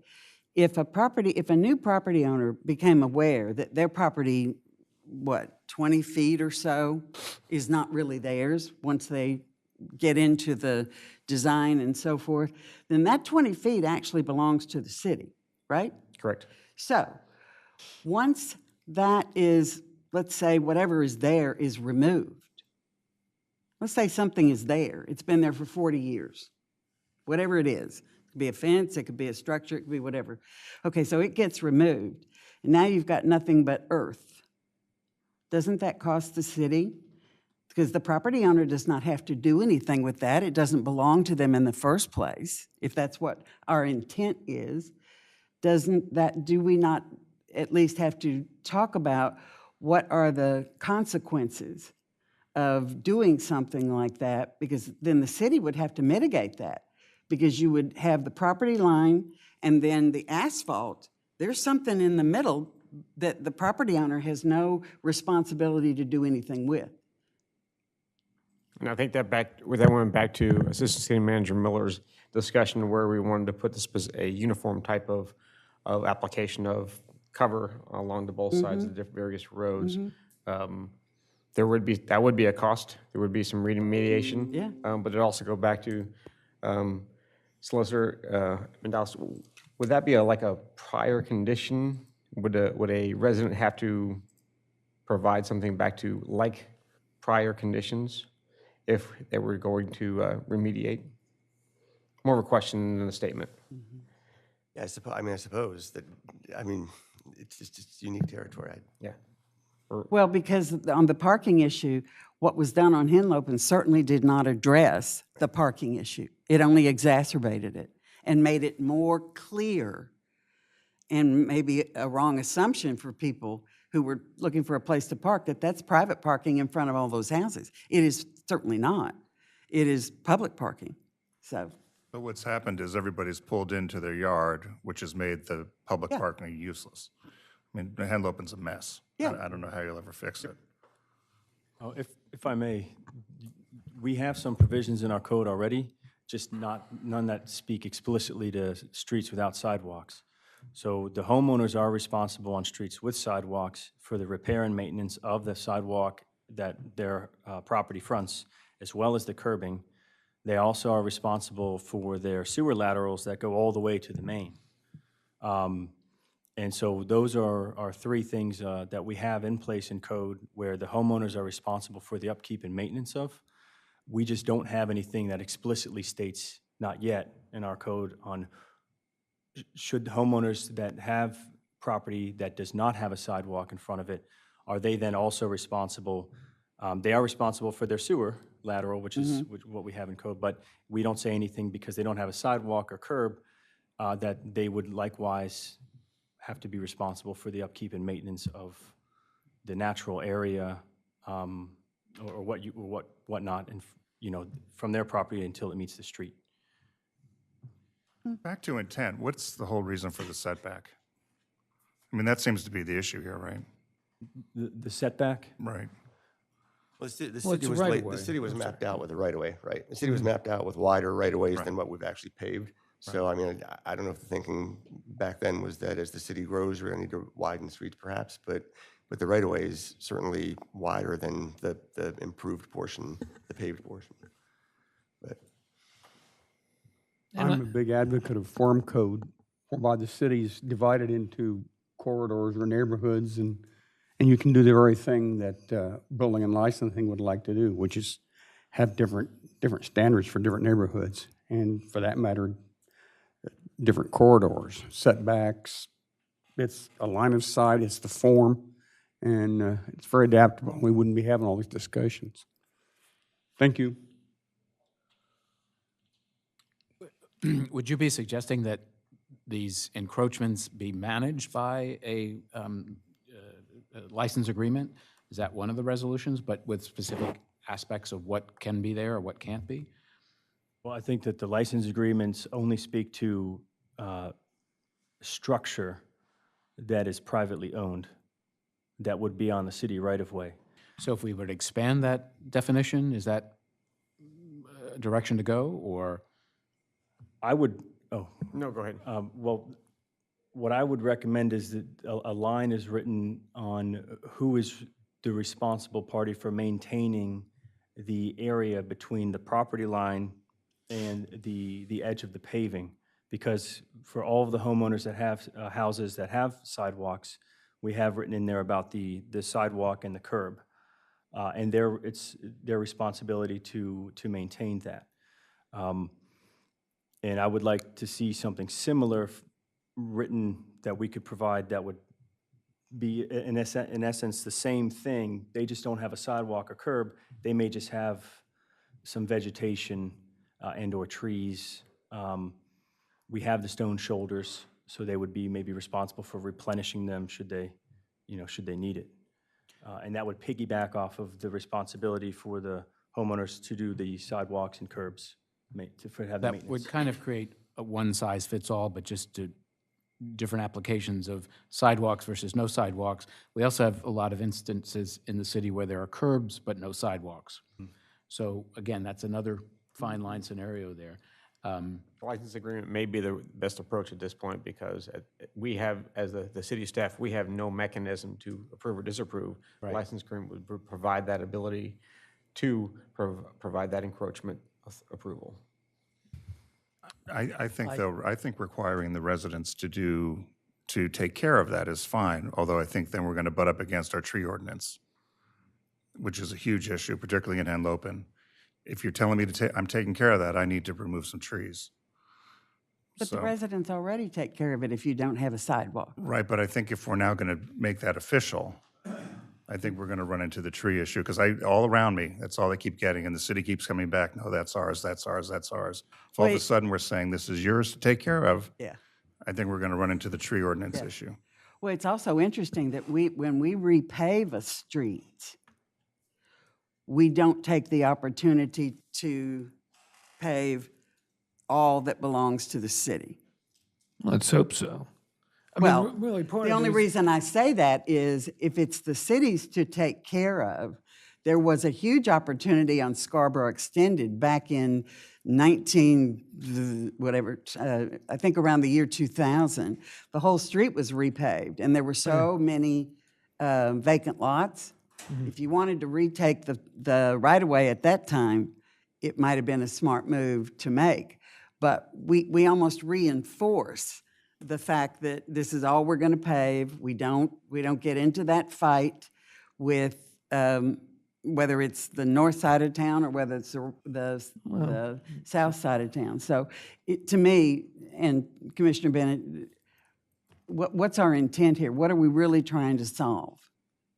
And I think that's for up here to Well, I'm figure just out. saying, in terms of where you live and Schoolview was annexed in the late 60s. So, it wasn't even part of the city of Rehoboth Beach, when it was developed. So it has a different character and it has different features and so forth. And I just think, and now it's 50 years later, and we've got a very established neighborhood with a certain feel and so forth and so on. I don't want to discard that. So that's what I'm saying, and this goes back to in 2000 when we had this neighborhood preservation ordinance, which didn't pass.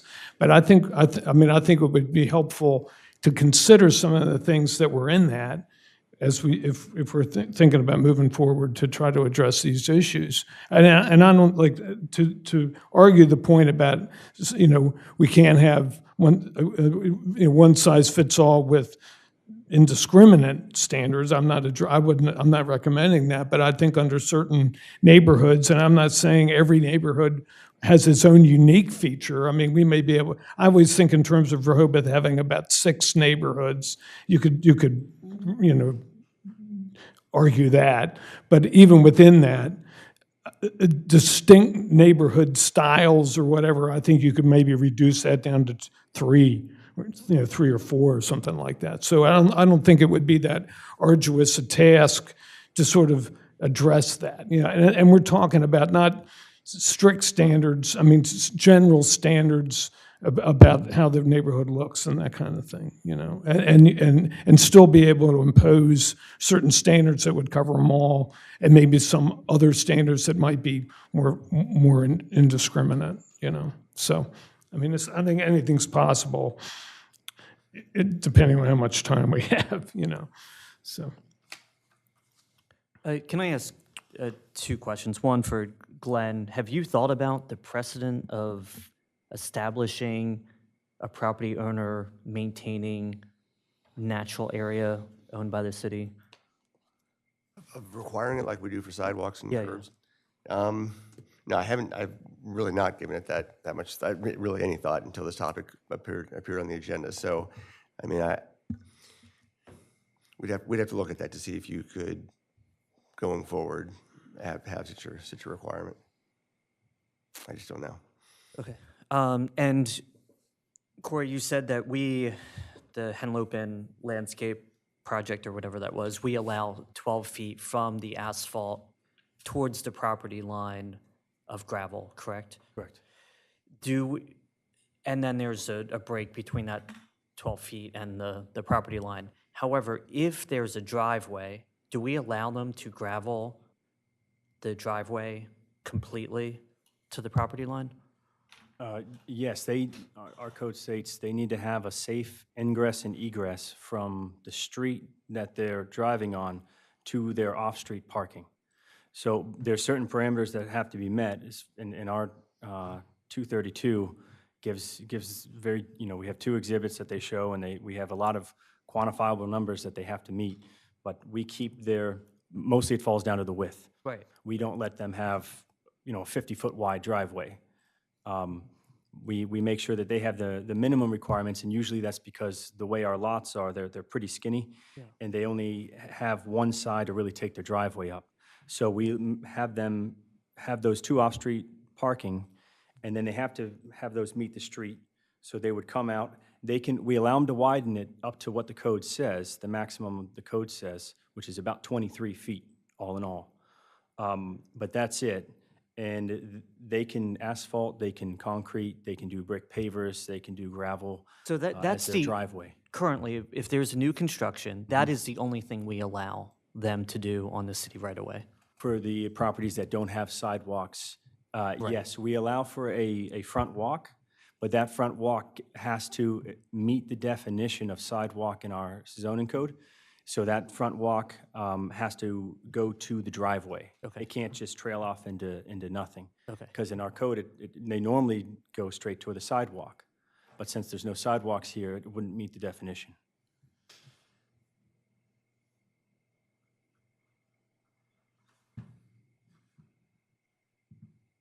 I think in this discussion, we should probably make a decision. Commissioner Sharp talked about the opportunity to pave all of the city right away when we do paving. I'm not sure that in North Rehoboth, there's some instances where there could be 30 feet between from the street. I don't want that to get misconstrued. Right. That was just an example to say there may be some costs. Right. I don't want that in the paper. I don't want that misconstrued. Understood. That I think, because I'm all about pervious. Right, right. Not asphalt paving. So go ahead. But what we might want to decide is going forward, anytime we're paving a street that does not have curbs or a sidewalk, we start putting them in. We do the road, we do 12 feet for parking, and then we start putting curbs in. As we, do, our street or pavement project each year, eventually it'll get done. That might be very, very unpopular, Bunkie Market, with residents, and we'll send all the calls to Edward Chernowski.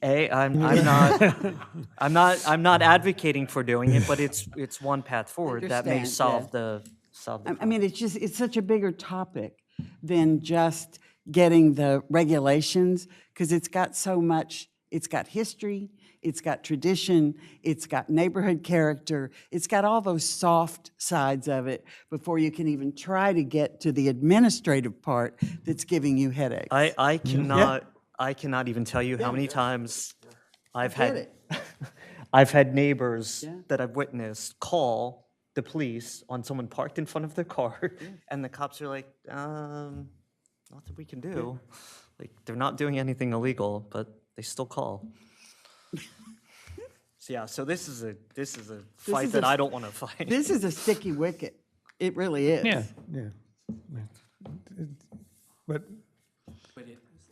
by not trying to address it, that sticky wicket keeps growing. Oh, I'm not saying we shouldn't address it. I'm saying we should have an intent discussion by the commissioners of what do we want that brings in all of those soft issues of character, history, and so forth, before we even try to tackle what building and licensing needs. And we need to do it fast, because I think there are potentially 4 new properties coming on Scarborough Extended. Big lots.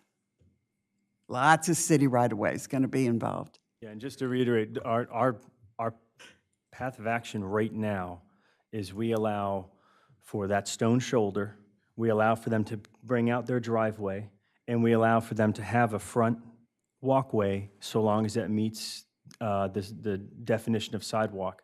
Anything outside of that, from building and licensing standpoint, we don't allow, nor do we have the jurisdiction to allow. So we have been using the city manager, city right-of-way landscaping permit to have a land license agreement, or excuse me, for the city manager to approve it or deny it.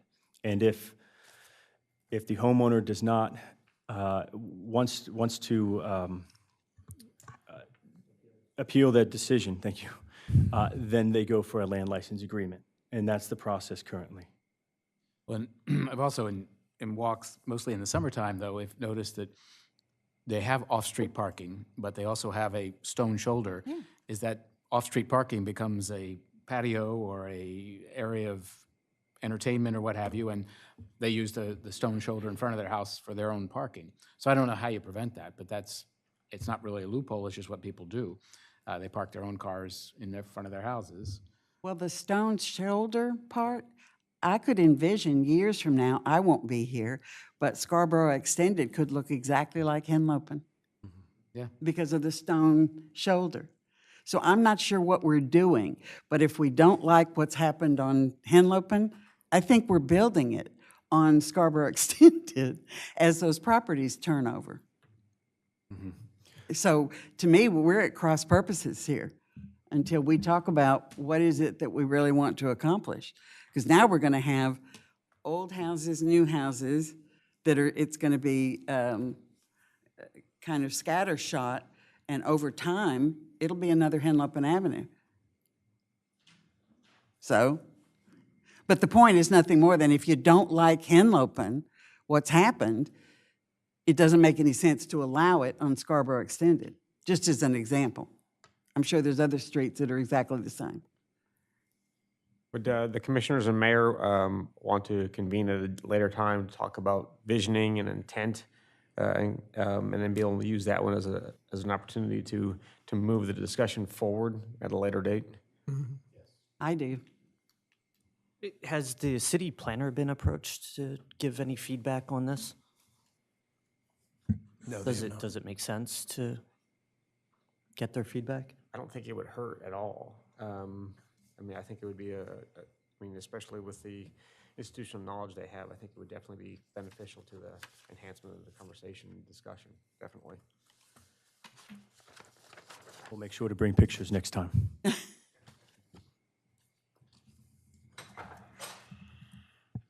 All righty, I'm going to use the mayor's prerogative and skip D. We'll put it at the end. It's more important to go to item E of new business, introduce and discuss code discrepancies and remedies related to basement ceiling heights. City manager, both city managers and building and licensing came to me indicating there were some conflicts in the building code in terms of ceiling heights for basements. Conflicts between city code to city code, but also conflicts from city code to the International Residential Code. So that's part one of our conversation that we are having today. There's a part two to the conversation that also has to do with basements, and that we'll be addressing separately. It's not in this agenda. We're not addressing it today, but I wanted you to have an awareness. That topic, also involving basements, has to do with the illegal conversion of basements into habitable space. So that's a pretty substantial conversation all in its own. And that's why I want to turn it over today just for the initial conversation on the discrepancies or conflicts between city code to city code and city code to International Residential Code with respect to basements. Okay, thank Whoever. Thank you, Mayor. I'm Now, going to see if we can get this pulled up here. Yeah, and can you switch to the lectern PC, please? While she's doing that, this conversation is fairly broad, and there are multiple issues that will need to be looked at over the next course of different workshops. But for the sake of time today, we've looked at this issue of basements here and discrepancies between zoning and building codes, and kind of triaged it to a list of only 2 points that I'm going to make today that are the most vital for us to correct immediately with a pending ordinance that'll be brought forth after this. So I'd ask to please just hold all questions until the end of the PowerPoint presentation. And if there are questions that don't directly relate to what's presented today, I assure you that they will be brought up at future meetings, and that we just really want to focus on 2 points today, and that is basement ceiling heights and a discrepancy. It's a fairly small point to make. It's just a technical discrepancy in our code for basement credit. So the first one deals with basement exclusion from FAR, and the second one deals with the basement credit for FAR.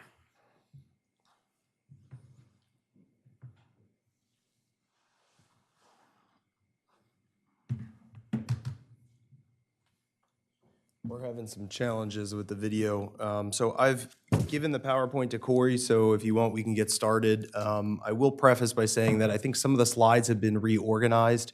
from this morning, so they may be out of sequence, but the content is the same. So Corey can get started, and then we'll work on getting the presentation up on the screen. I have it on mine too, if that helps. Okay. Want to switch to the mayor's and you can go through? Sure. At least we can get moving without hesitation. I have the flash drive that has the slide order that we'll need, or if you can email it to the mayor.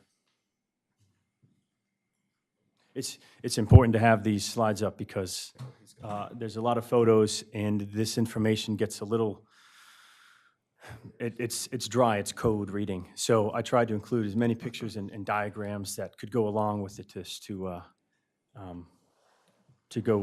go along with the code sections. We may need a little comic relief once in a Yes. while. If you would. Well, the good news is it's about basements, and I think everyone has, or if they don't have a basement, they've been in one before. So it's a familiar topic. And it'll give you, if anything, a better understanding of what basements are, how they're defined, because that sometimes can be a point of contention. But the first thing I'm going to set out to do this morning is how you'd actually define a basement, because I think before we can even have a conversation about basements, we understand that there's a definition for them, and that's set by international building codes.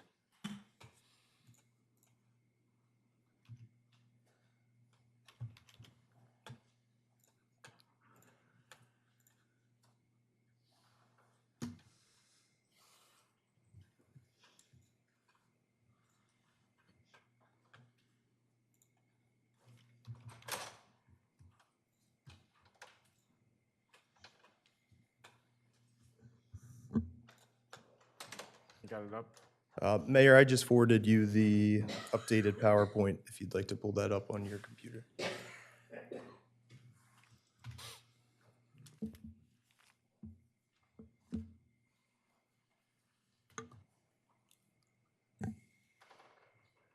Yeah, sure. Okay.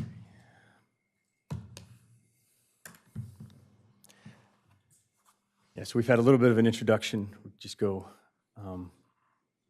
straight to the second page.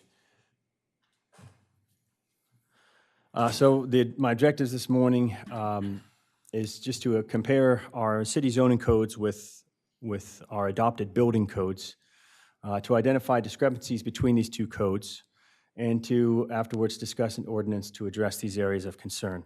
And as I stated before, it's only involving 2 points of concern, which is basement ceiling height and discrepancies for our 1,000 square foot credit.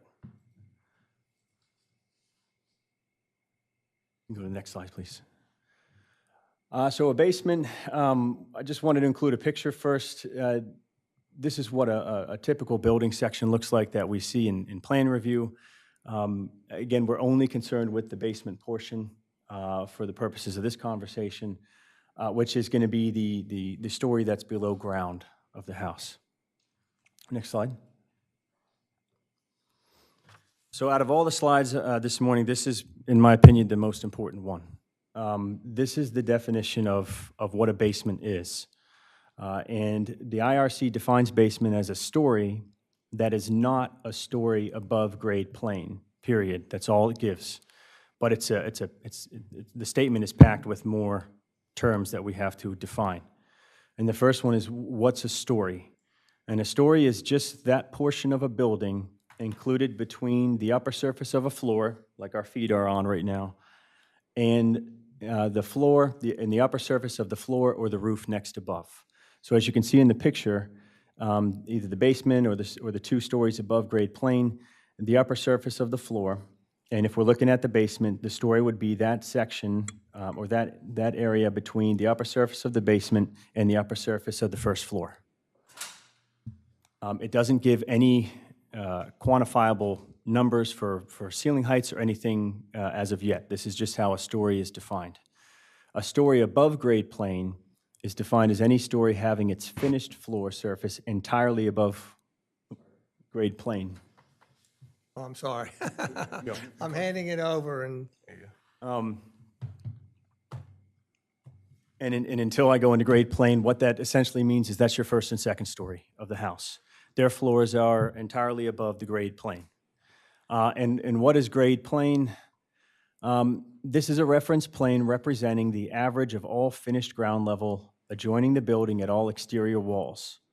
Where the finished ground level slopes away from exterior walls, which is most houses, the reference plane shall be established by the lowest points within the area between the building and the lot line, or where the lot line is more than 6 feet from the building, between the structure and a point 6 feet from the building. So with all that being said, the grade plane is just a fancy word for what's the average height of the lawn of that. And as you can see in this picture, does this mouse work? Perfect. This red line here states the grade plane. I kind of over-exaggerated the dip of the grade, but if you would imagine this is your front door and you're stepping in, people usually have a porch here, and this is their lawn, and it kind of slopes away until it hits the sidewalk and then the street. And what this slide is stating that this portion down here is a basement. It is defined as a basement. It is a story that is not a story above grade plane. So once we've defined this area as a basement, what does the code say, the building code say about basements? The first point I want to make today is ceiling heights. So in 2018 International Residential Code, section R305.1, it states that habitable space, hallways, and portions of basements containing these spaces shall have a ceiling height of not less than 7 feet. And that shows, again, just looking at the basement down here, that the minimum height between floor and ceiling is 7 feet, as stated by the building code for a basement. It gives some exceptions here, and it does state here that bathrooms and toilet rooms and laundry rooms shall have a ceiling height of not less than 6'8", which is addressed in the pending ordinance. But for our purposes right now, I really want everyone to just focus on this 7 feet. That is the minimum required height for habitable basements. And what is habitable space? Habitable space is a space in a building for living, sleeping, eating, or cooking. Bathrooms, toilet rooms, closets, halls, storage, or utility spaces, and similar areas are not considered habitable. So if you look down here, these would both be considered kind of habitable basements. They're nice, they make great movie theaters. We have a subsection of 305.1 in the building code that kind of contrasts what the requirements are for non-habitable space. In section 305.1.1, the building code states that portions of basements that do not contain habitable space or hallways shall have a ceiling height of not less than 6 feet 8 inches. And this is underlined because I want everyone to really get the idea or the knowledge in their head that 6 foot 8 inches is the minimum cutoff for non-habitable basements. And why is this an issue? Our zoning code suggests that newly constructed basements may be built to a height of 6 feet 6 inches, not 6 feet 8 inches. And this is primarily for this section in our zoning code, 270-21BC, which talks about basements being excluded in the calculation of floor area ratio. Our city zoning code states that a basement where the vertical measurement from the basement floor to the bottom of the first floor floor joists does not exceed 6.5 feet. I'm going to leave out the next part because that's part of a separate discussion. But just to jump down to the other underlined portion, shall not be included in the gross floor area. So the discrepancy is that the International Residential Code states that a non-habitable basement has to be built to a minimum of 6 feet 8 inches floor to ceiling. Our city zoning code suggests that a new space, newly constructed space, may be built to 6 feet 6 inches.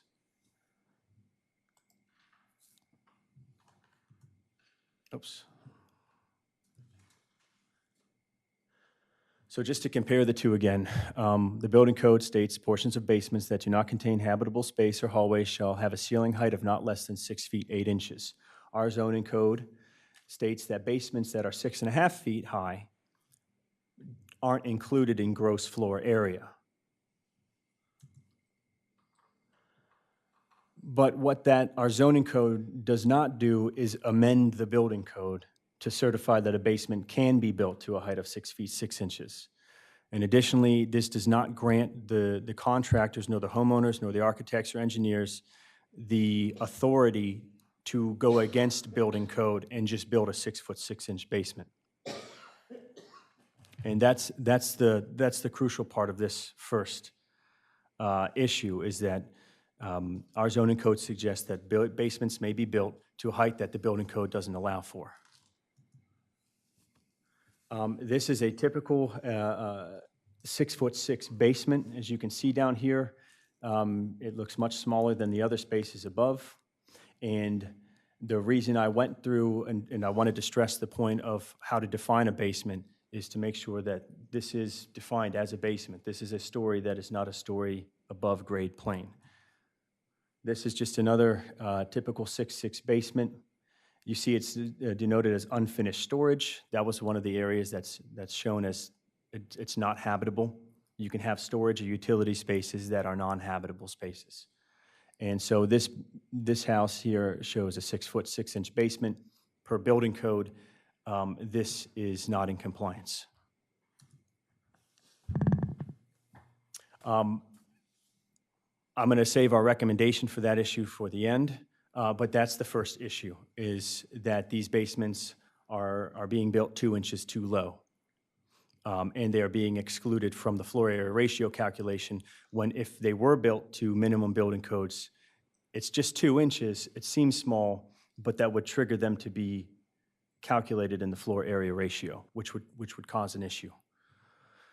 The second point here is that we have 2 city codes, so we're not, the building code is pulled in, but it's really just our 2 city codes that are incompatible with one another. And I think this was just a little oversight that we can correct easily today. The section that I'm talking about is section 102, buildings construction of. This comes from Article 16, modifications to the residential code. Section 51 amends the section 305.1 discussed earlier. And what we do in our amendment is strike the phrase 7 feet and put in 8 feet. So that habitable space, hallways, and portions of basements containing these spaces shall now have a ceiling height of not less than 8 feet. So we've made it the minimum 8 foot walls, 8 foot ceiling heights for all habitable space by amending the building code or the section. It normally wouldn't be that big of an issue, except for, well, again, to say this space increases it from 7 to 8, and what this does is it contradicts another city code, which is our 1,000 square foot credit. And that code about the 1,000 square foot credit here under 270.21B states that a maximum of 1,000 square feet of a basement may be excluded from the gross floor area of a residence structure subject to the following conditions. There's a few of them, but the first one that is only of our concern today is just the vertical measurement from the basement floor to the bottom of the first floor joist must not exceed 8 feet. And this is where uniformity of language is really important, because our zoning code is written that it doesn't reflect the building code. The building code says from floor to ceiling. Our zoning code says from floor to bottom of first floor joist. And I love pictures because this really puts it to show. This is section 102-51 is our zoning code to amend the building code. And then 270.21B1, excuse me, is about the 1,000 square foot credit. And so this shows that if a homeowner wants to build a basement and take advantage of the 1,000 square foot credit given, they must first conform to the amended building code and build the basement height floor to ceiling 8 feet. So that shows in the red there from floor to ceiling here, 8 foot. However, removing the drywall ceiling, they will have a vertical measurement from the basement floor to the bottom of the first floor joist of more than 8 feet. It's only a ½ inch, sometimes it's 5/8, depending on the drywall, but just the thickness of the drywall alone makes these codes incompatible. You couldn't build it if you wanted to. And these are for habitable basements, conditioned basements, and those people will be putting drywall on their ceilings. They will have a nice finished basement. So we say that they have to build an 8-foot minimum floor to ceiling, but in order to get the credit, they have an 8-foot maximum to the floor joist. So it's a pretty simple remedy to fix this. Going back to the recommendations of just these 2 points, the first one, the pending ordinance that will be presented seeks to amend Section 270-4 in the definitions of the gross floor area, certain portions of that to go from 6.6 to 6.8, and also to amend the language to go from floor to ceiling, so it's in line with the building code, and also to amend 270-21B1C, which was the exclusion of the basement, of 6.6 basements to be included in the gross floor area, and to move that from 6.6 to 6.8. And the second point that concerning the 1,000 square foot credit, we recommend deleting our amendment to the building code in its entirety and to simply allow people to build 7-foot ceilings should they wish. And in doing so, they would meet minimum building code requirements, and they could take the 1,000 square foot basement credit without having an issue. Thank you. So you've got a code in here. Did you want to review that at all, or The ordinance. the ordinance?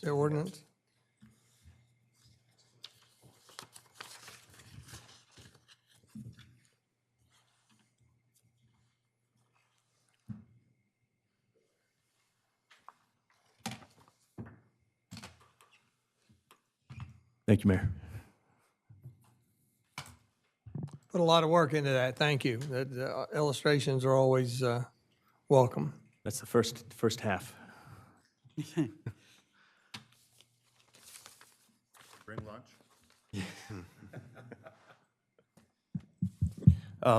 So I guess I can fill in, Mayor, and then we'll answer any questions you have. So the ordinance before you amends, first and foremost, Chapter 270, Section 4, which deals with definitions within the zoning code. That definition would be gross floor area. And in that definition, there's actually several subsections. So in the main paragraph of the definition of gross floor area, we would be deleting the reference to basements. And then in the subheadings or subsections, Part C, gross floor area in a single-family and two-family dwelling unit is deemed to include portions of basement above a finished height of 6 feet 8 inches. Section D, gross floor area in a single-family and two-family dwelling unit is deemed to exclude Part 4, portions of basements with a finished height of 6 feet 8 inches other than bathrooms and laundry rooms. Part E, gross floor area in a commercial use is deemed to include portions of basements above a finished height of 6 feet 8 inches. And Part F, gross floor area in a commercial use is deemed to exclude portions of basements with a finished height of 6 feet 8 inches other than bathrooms and laundry rooms.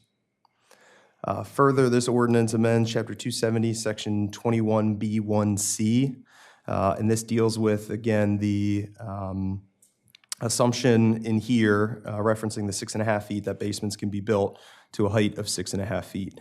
So this would amend Section C to say portions of a basement other than bathrooms and laundry rooms where the vertical measurement from the basement floor to the ceiling is 6 feet 8 inches, and the bottom of the first floor floor joists are not at a height of more than 3 feet is measured from a point where the center line of the building to be erected intersects with the center line of the street on which the building will front, shall not be included in gross floor area. And then finally, Section 3, that's line 82, deletes Section 10251 in its entirety. This was the section that amended the habitable space from having a ceiling height of 7 feet to increasing that to 8 feet. That's all I have, Mayor. For clarity, would you refresh our minds on the 1,000 square foot exemption? What are the changes specific to that? It's retaining it, but there's a change in height requirements. There's no change to the 1,000 square foot credit. All we had to do to rectify the issue was to delete the amendment to the building code in section 102-51. That would clear up the incompatibility between our amendment from 7 feet to 8 feet, and for those folks who are wishing to, in good faith, just get the 1,000 square foot credit, because right now, it's not physically possible.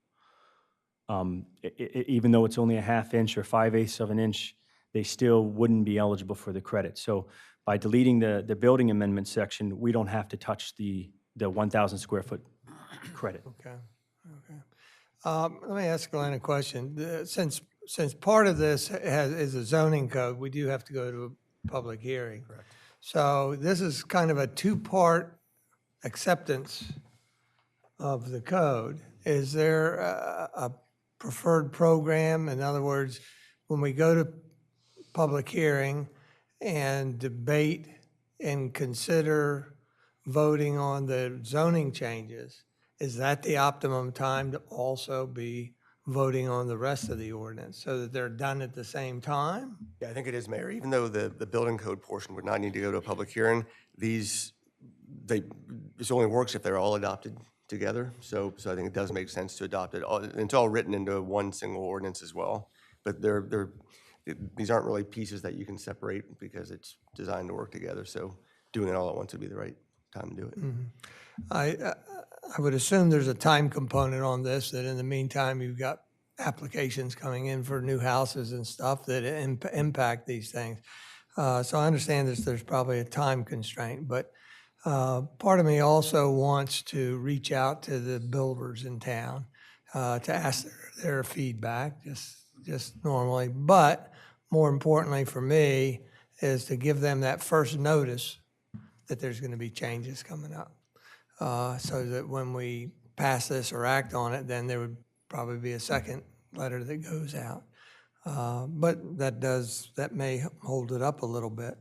Time-wise, otherwise, the earliest we could get this on a public hearing would be to adopt a resolution at the February regular meeting, and then and then if we go forward, we would set the public hearing in the mid-March meeting, and possibly vote on it in mid-March. So that's the quickest I think we could act on this, correct? I think that's right, Mayor. And one other thing worth mentioning, since you did mention that there'll likely be changes coming, the ordinance does have a section 4. It speaks to the pending ordinance doctrine. It says this ordinance is subject to the pending ordinance doctrine and section 270-84 of the Municipal Code of the City of Rehoboth Beach. Upon its introduction by the mayor and commissioners on February 26, 2023, the city's building and license department shall thereafter reject any new application that is inconsistent with the amendments to Chapter 270 provided in the ordinance until such time as the mayor and commissioners take action on the ordinance. So I just wanted to make clear that this ordinance being adopted or being introduced today on February 6th, building and licensing cannot approve any applications that are inconsistent with the changes that are proposed here. I'm sorry, as of February 6, 2023. February 6th. Did I say February 26th? Even though February 6th. Even though we're just talking about it. Right. Okay. Does this make the houses bigger? Is this, if I'm simplifying this, are we building bigger They're houses? going, most likely, they're going down 2 inches in the They're, basement. they're getting 2 inches here. Correct. They're going from 6'6" to 6'8". And in doing so, for the basements only. This has nothing to do with the first and second floor. We put a provision in there as well for bathrooms and laundry rooms so that there would be no loophole that they could build those spaces on first and second floors and get a credit for those. But they get the bonus, right, the 1,000 square foot bonus? So that has always existed, but we restrict houses more for that. Normally, the lots are about 5,000 square feet, a 50 by 100 foot lot. And if you want to seek the basement credit of 1,000 square feet, you can get 1,000 square feet below ground, but you can only have 50% or 2,500 to use above ground for your floor area. And that's, if you have a pool, it gets a little bit more complicated. But if you don't have a pool and you have a 5,000 square foot lot, you can use 3,000 square feet for your floor area ratio. That's all you can use. if you take advantage of the 1,000 square foot basement credit, you can put 1,000 square feet below ground, but you'll have 2,500 square feet above ground because it goes from 60 to 50% of the lot size. So it's not 4,000. It's correct. You'll net a total of 500 square feet, but the catch is you have, you get that 500 square feet below ground, and your property, your house above ground is decreased by 500 square feet. And with this change, would that basement be habitable space? No. So this is, As it's currently not habitable, correct? this is currently non-habitable. These spaces are intended to be used for storage, mechanical, and utility spaces only. Laundry rooms and bathrooms are allowed because they're explicitly defined as non-habitable spaces. And so what this does is it brings the ceiling height from 6'6" to 6'8" to get in line with code, with building code. And it also has effect with beams, girders, and chases and ductwork and stuff, because right now the ceiling heights are 6'6", and it compresses everything down. So you can hit your head on certain beams, and it just is going to lift everything up to put it to the minimum building ceiling code requirements, and that's essentially what this ordinance does. Is it brings our zoning codes to comply with building code. And could an individual building a home, though, make the basement habitable, and how would that happen? Right now, if they don't have the ceiling height, But in a they new would not be construction? able to. New construction. They would have to build, well, unless we adopt the ordinance, they'd have to build an 8-foot basement. But with this ordinance now, they could build a 7-foot ceiling height from floor to ceiling and have that be a habitable basement. And But that would be included in the total gross floor area. correct, unless they wanted to take advantage of the 1,000 square foot But credit. then they'd have to reduce the depth or the height of the ceiling. No, they wouldn't have to reduce the height. They could keep it as 7 feet and have a real basement with bedrooms down there and do the whole work.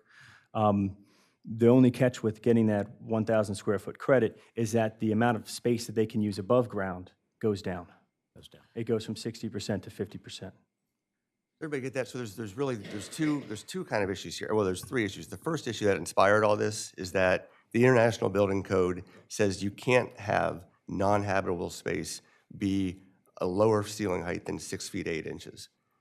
Our code suggests that you can build a non-habitable basement at 6'5". So we need to get the 6'5" and then 6'8" to be consistent. So that's what kind of brought this all on. The credits we're talking about, there's two things there. You can build a non-habitable basement at 6 feet 8 inches, consistent with the International Building Code, under this new ordinance. And if you build it at that 6 feet 8 inches, non-habitable, none of that gross floor area gets counted in the calculations. Instead, if you want to have a habitable basement, you can go to 7. You have to build to 7 feet, but at that 7 feet, you can say, now I would like to take advantage of the 1,000 square foot credit, and 1,000 square feet of the basement does not get counted, that habitable basement, but your floor area ratio goes down so that you can't build as much above ground as you would have been able to had you not taken the credit. But we're not changing any of that. All of that is existing now. That's all existing, except that habitable space right now has to be 8-foot ceiling heights. We're changing it to 7 foot. We're suggesting that you change it to 7-foot ceiling heights. Glenn, at one point you said 6'5". We want to make sure that that's 6'6". Yeah. 6'6". So, and I assume the ones that are currently 7 foot habitable are grandfathered? Do you mean the ones that are Already 6 foot exists. 6 inches? 7 foot. Well, the ones that if they were built to be 7 feet or higher, I guess they would be because they were built prior to this taking effect. Because right now, because we've amended the building code, a 7-foot basement wouldn't be able to be built. It would have to be 8 feet.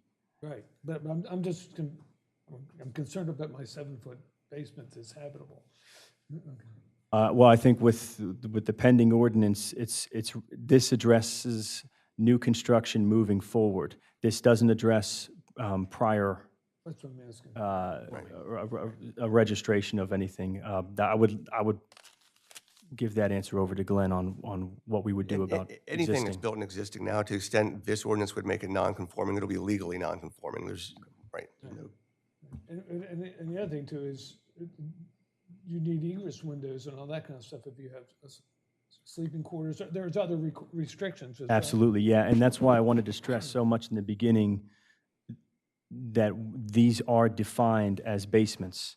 I don't want to get too off topic today and bring in crawl spaces, but that is a whole another thing that I've looked into, and I have a we have a very, very, very strong argument on the difference between a crawl space and a basement. But when once they're defined as a basement, they have codes that they have to meet, and you're exactly right. One of them is emergency escape and rescue openings that we make sure of. And that's part two of our conversation, yeah. Sam, did you want to say something? Yeah. Just remind us who you are. Gosh, I got a lot to say on this, but I try to condense it. You know, to adopt this, I think you've got to believe that people take the code seriously. For years, the code said that when the floor area ratio was first adopted, that basements could not be used for habitable space. Now, didn't care how high the ceiling was or whatever. Didn't work.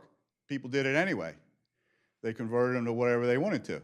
So this was an effort to get to the point where, because we said, well, just eliminate, well, no, it's valuable storage. We want to be able to store stuff down there. Okay, we can live with that. So let's set it at a height that's below what I think it not only is code-wise, but it's also somewhat functional. I mean, I'm 6'2", or at least I was. I probably, that's would be very uncomfortable. So people aren't going to be converting too many. Well, I think there are some instances where they're converting 6'6". So I'm strongly opposed to this. I think that you're just giving them more opportunity to illicitly convert these basements to livable space. And I guess one of the things is, and I wrote that a lot of that language was to use the underside of the floor joist, because when you go to the ceiling height, if I put a 9-foot hole under my house, we won't argue, but it's pretty deep, and I come in with plans and I'm going to put a suspended ceiling to hide all the ductwork and stuff at 6'8", am I going to get approval and not count it in FAR? Am I? The way it's written, The floor to ceiling height is 6'8". Yeah. The structure's up there somewhere. Am I going to get approval? As it's written now, yes.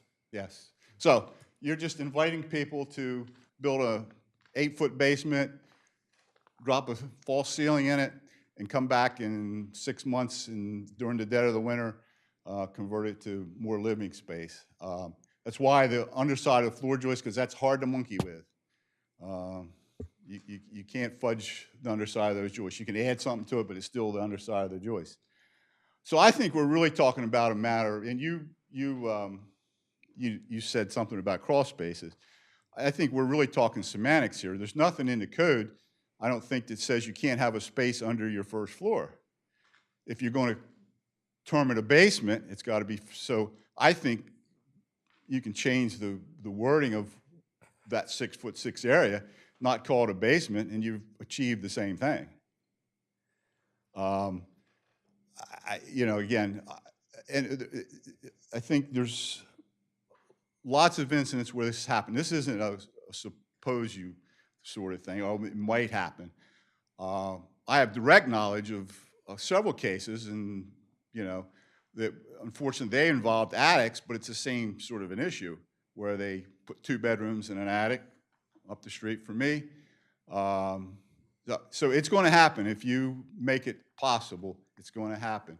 And I would, just to throw in there too, that one of the experiences that I've had is that yes, you might catch these people down the road, but if that property ever changes hands for compensation, you got a hell of an uphill battle to sell somebody. They got to rip their basement out because they when they paid an extra $500,000 for that space. So I would be very cautious if you were serious about the floor area ratio and making it hold to adopt this change. Thank you. Thank you, Sam. So the second conversation on conversion of legal, or legal space to habitable space and, go ahead. One more thing, going from the 7 feet to the 8 feet, I don't understand that. I don't think that was in the code until after I left, the latest adoption of the building code. But that would affect the whole house. I mean, every floor would have to be, now has to be 8 feet.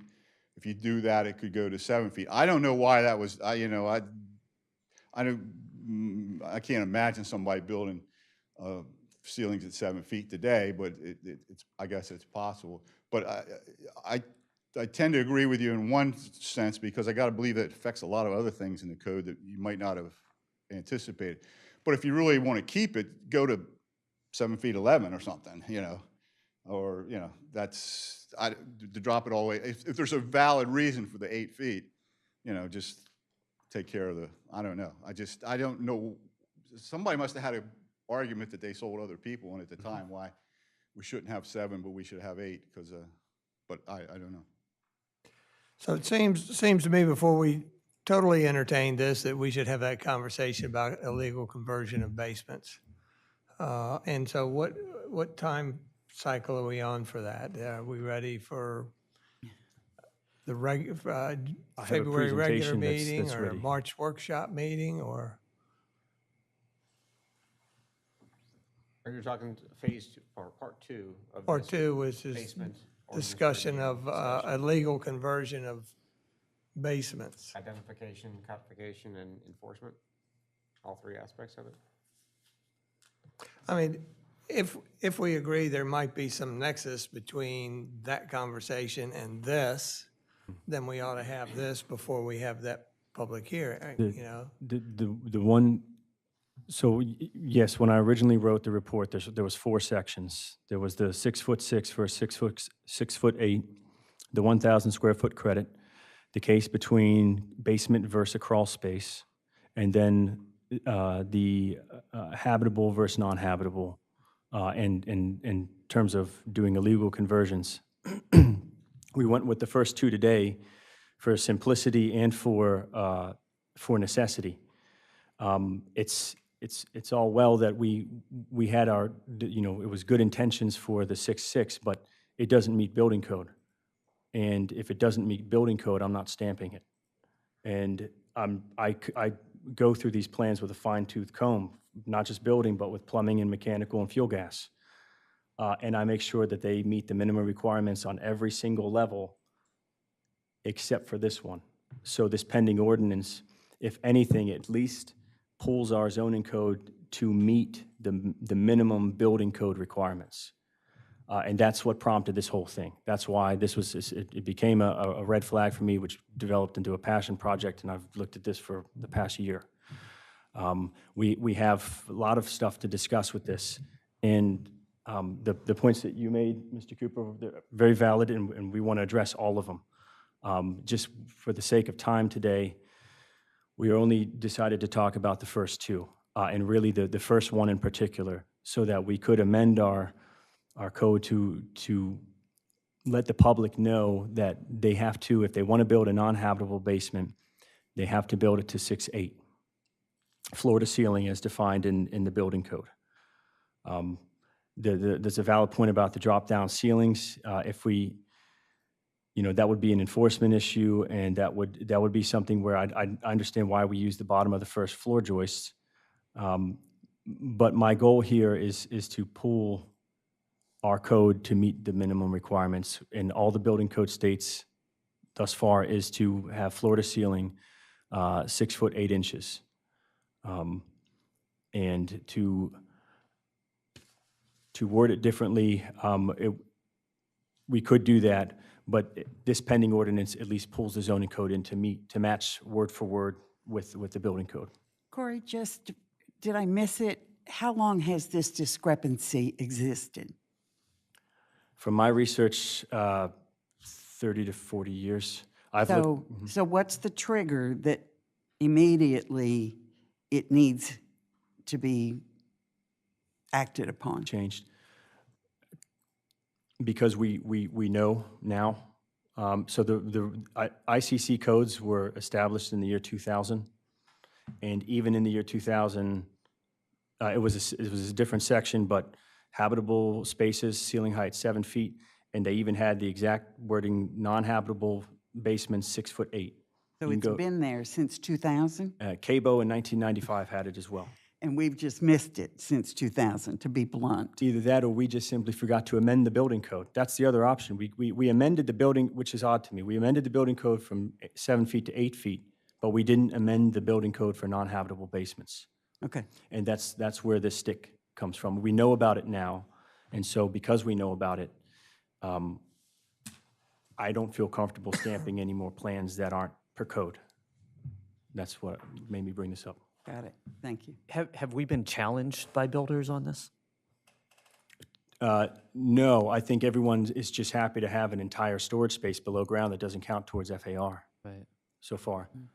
And again, I completely and fully understand the case about finishings. And we are very aware of that situation on what people are doing with these spaces and what their intent might be. I don't want to get into any kind of, like, not to quote Minority Report, the movie, but penalizing people for something they haven't done yet. But that is part two. We're going to be bringing that with another presentation with more pictures, including the differences between a crawl space and a basement. And that actually was one of the times where our code really comes to our aid and helps us to really cement that these are basements and not crawl spaces. But we'll go into that. Well, I think we need to adhere to the International Residential Code, and we need to move forward. I think you spent a lot of time preparing us and doing the presentation for what are very minor changes to the code, and I think we need to move forward. All right, so we've got a path forward for the February 17th regular meeting. We're going to put on there consideration of adopting a resolution setting a public hearing in this matter for the sections of this code that require that. No further action will be, although I will probably put in there also opportunity for extra input. Or so if you find anything new or different that you want to react to or whatever, you can put it in. There'll be opportunity to talk about that. And then I come back to you, at what point do we want to talk about the enforcement issue and illegal conversion of basement? Are we ready for that at the February regular meeting, or my preference would be to do that at the March workshop meeting? I think based off the memory, that may be a little bit easier for your agenda. Yeah. Okay, we'll put that on the March agenda then. I don't really want to belabor this point, but it's odd to me that we've missed this for 23 years. And we're not in a position to wait 2 additional weeks to really get the full scope of what's practically going on in our city relevant to basements, so we could really have a deeper understanding of potential unintended consequences. Help me out. What I'm hearing you say is you'd prefer to, rather than consider a resolution, to go to public hearing at our next meeting, February 17th, to postpone it another month to give us more time to do it. I'm fine with that. Again, I would prefer that we reach out to the builders to give them notice. Actually, it gives them notice that there's a change in the code. We're asking for their feedback, which I can't imagine them saying much of anything. But it also, at the third time, it also advises them of the pending ordinance doctrine in this. That is exactly what I meant. The only curiosity I have is, what is this deal? I thought public hearings were for the purpose of, if people want to come and speak about something, that's what they're for. So I'm not grasping, because this just happened on the tree ordinance, that, because I want to take another shot at that, that we were going to get people's feedback on that, which here we are in 2023, and we still haven't done that from the tree companies. No, but we are doing it. Mayor, we're months late, so please, don't debate that with me. It's just factual. It's not a criticism, it's just factual. I'm not debating it. So- What I'm saying is, by reaching out to the builders, for me, is comparable to reaching out to all the arborists and landscapers and the public. seeking final feedback, Then what's the public hearing for? just a final get-together to discuss it. And it's not, Susan Gay gave it the nomenclature of a public hearing. It's really not a public hearing. She just did it to give it more, be more emphatic on, it's the final meeting before we vote on something. That's all. So if we don't want to reach out to the builders, that's fine. It's But just a step. somehow I think we need to tell them about the pending ordinance doctrine. I'm not sure that it's proper for them to show up, applications in hand, when 2 or 3 weeks prior, we have this go into effect, and now they've got incomplete or unupdated. Mayor, let me be clear of what bothers me about this. I don't think I was. If we take steps that then extend our time frame, 4 weeks or 8 weeks, that's the piece of this that seems unnecessary to me. If it elongates the time frame, which, yes, you're correct, that builders, property owners, it's good for them to know as quickly as possible when they're in the fray of a design to know what we're up to. So it's only the time component Okay, that one more time. concerns me. One more time. What I heard at the beginning was you didn't want to rush. And so considering the resolution to set a public hearing at our February 17th meeting was too soon. It was. I don't know why we couldn't wait 2 weeks to the March workshop when we'll have the other piece, if I understood Corey correctly, with the other part of the presentation. Well, it may put off consideration of the setting a public hearing until the April meeting.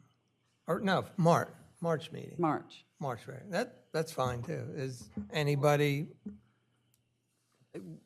I want to be sure that I don't care whether we extend it a month or not, but as long as we're not holding up approving applications in the meantime. well, no, because the pending ordinance doctrine here allows them to come forward as long as they adhere to this new code.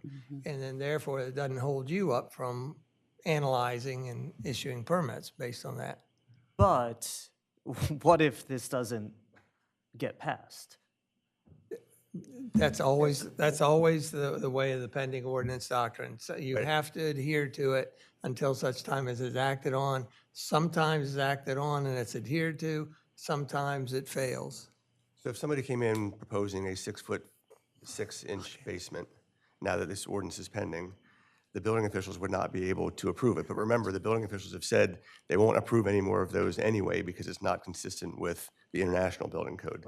One thing to former Mayor Cooper's point about what you're encouraging or not encouraging, we did have a discussion about amending the building code to make a legal, non-habitable basement 6.5 feet, rather than going to 6'8", which is what the International Code is right now. There's a reason that conversation stopped. I don't really remember exactly, but that's something that can still be part of the discussion. Sam, do you want to? Sam Cooper, a little clarification on the pending ordinance doctrine. My understanding, I think there's a bit of a misreading maybe, because I don't think the pending ordinance doctrine allows you to go and enforce the new code, only to the extent that it's more restrictive. In this case, it's totally more liberal than it is stricter. You can do anything under the proposed code that you can do under the existing code. I mean, I would hope that that is the correct interpretation, because I would hope that if somebody had thrown an ordinance on the agenda today that said we're going to raise the height limit to 100 feet, that now they would accept building permits to 100 feet in the commercial zone. You raise a good point. Thank you. But to my point, I'm fine delaying this if it's not going to hold up the approval of permits that come in. And it's not, correct? That's correct. It won't hold them up. And again, it's hard to speak about this without going into what people are doing with these spaces. It's the elephant in the room, and I would really love to talk about it today, but we don't.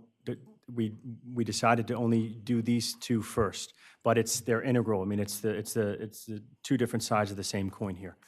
And so the reason why we only put these two out today to begin with is for the simple fact that we never amended the building code, and we have plans coming in now that don't meet the requirement. Historically, they've been allowed to be passed, but it's known now, and we're not going to pass it anymore because they don't meet minimum requirements. But for whatever, I know everyone's thinking here with these spaces, what's the intent? What's this habitable versus non-habitable? How many different loopholes could builders do? And believe me, I've seen it in just my short period of time here.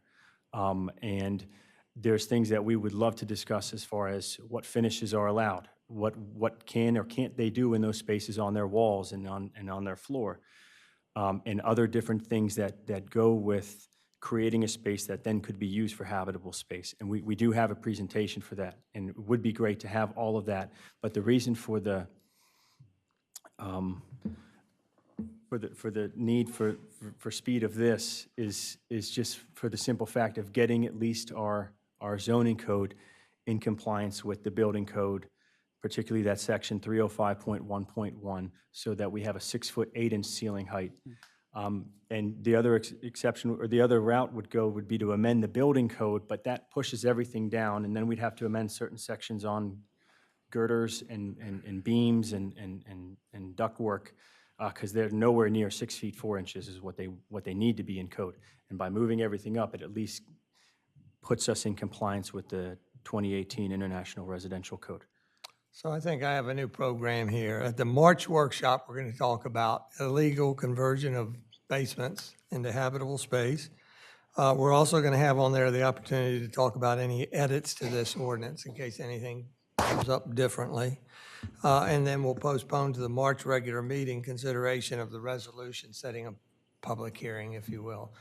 In other words, setting a vote on this particular ordinance. So puts us back a month, but I think that can be a good thing because of this conversation, because they both marry together. Any further discussion, Commissioner Gossett? For that next workshop discussion, under the proposal here that we have in front of us, the Florida area gross. What line you under there? Let's look at 58, 59, 58 through 69. Just curious that we discuss in the 58, 59, gross floor area in a single-family or two-family dwelling unit. But then we talk in section E and F about commercial use, not commercial zoning or it just helped me through this at next time, not today, but that we talk about residential zoning or residential dwelling unit, but down here we talk about commercial use. So I think, are those two different things in my mind, use versus dwelling unit, and how to address those? And also in the code, do we define bathrooms and laundry rooms so that we know what they are, so somebody can call it a bathroom if it's only got a toilet or it's got a shower, expanded, this type of thing? And then addressing the issue of mechanical equipment, where that falls into, or should that fall into any of this information? We talked about crawl space or utility space or what have you, but the issue of mechanical equipment, how should that at all be addressed in here? Just for future, if you could. Those are my questions for next time. All right, thank you very much. Thank you all, gentlemen. I appreciate it. With that, we'll go to, actually, what I'm going to do is I'm going to defer at this late hour on discussing giving notice to neighbors of property owners seeking license agreement. I think my intent there was just to give more notice, especially to residential property owners. We'll talk about that later. With that, we'll go to commissioner announcements or comments. Anything? If not, we'll go to review future meeting dates. Today at 2 o'clock in this room is our budget meeting number 2. And then future meetings, Friday, February 17th, 9 a.m. is budget meeting number 3, and 2 p.m. is regular Board of Commissioners meeting. With that, any further citizen comments, Sam? I just couldn't make myself sit there, but early in the meeting, Commissioner Bennett and Sharp talked about the things that were distributed last summer or fall. I actually had one in my driveway, or one of my driveways, and I didn't pick it up. I didn't know what it was. I thought somebody lost it. But I would caution you, You know, I do believe it's a First Amendment issue, and if you try to arrest these people, you're just feeding what they want you to do, and that's to make a scene out of it, and so they get their name in the paper. It's First Amendment. A lot of times people say things we don't like and stuff, but we just got to suck it up and go on. Thank you. Thank you. Sam Cooper, thank you. With that, we are adjourned at 1:24 PM. Thank you. See you shortly I'm for the going to budget. try to ignore it myself.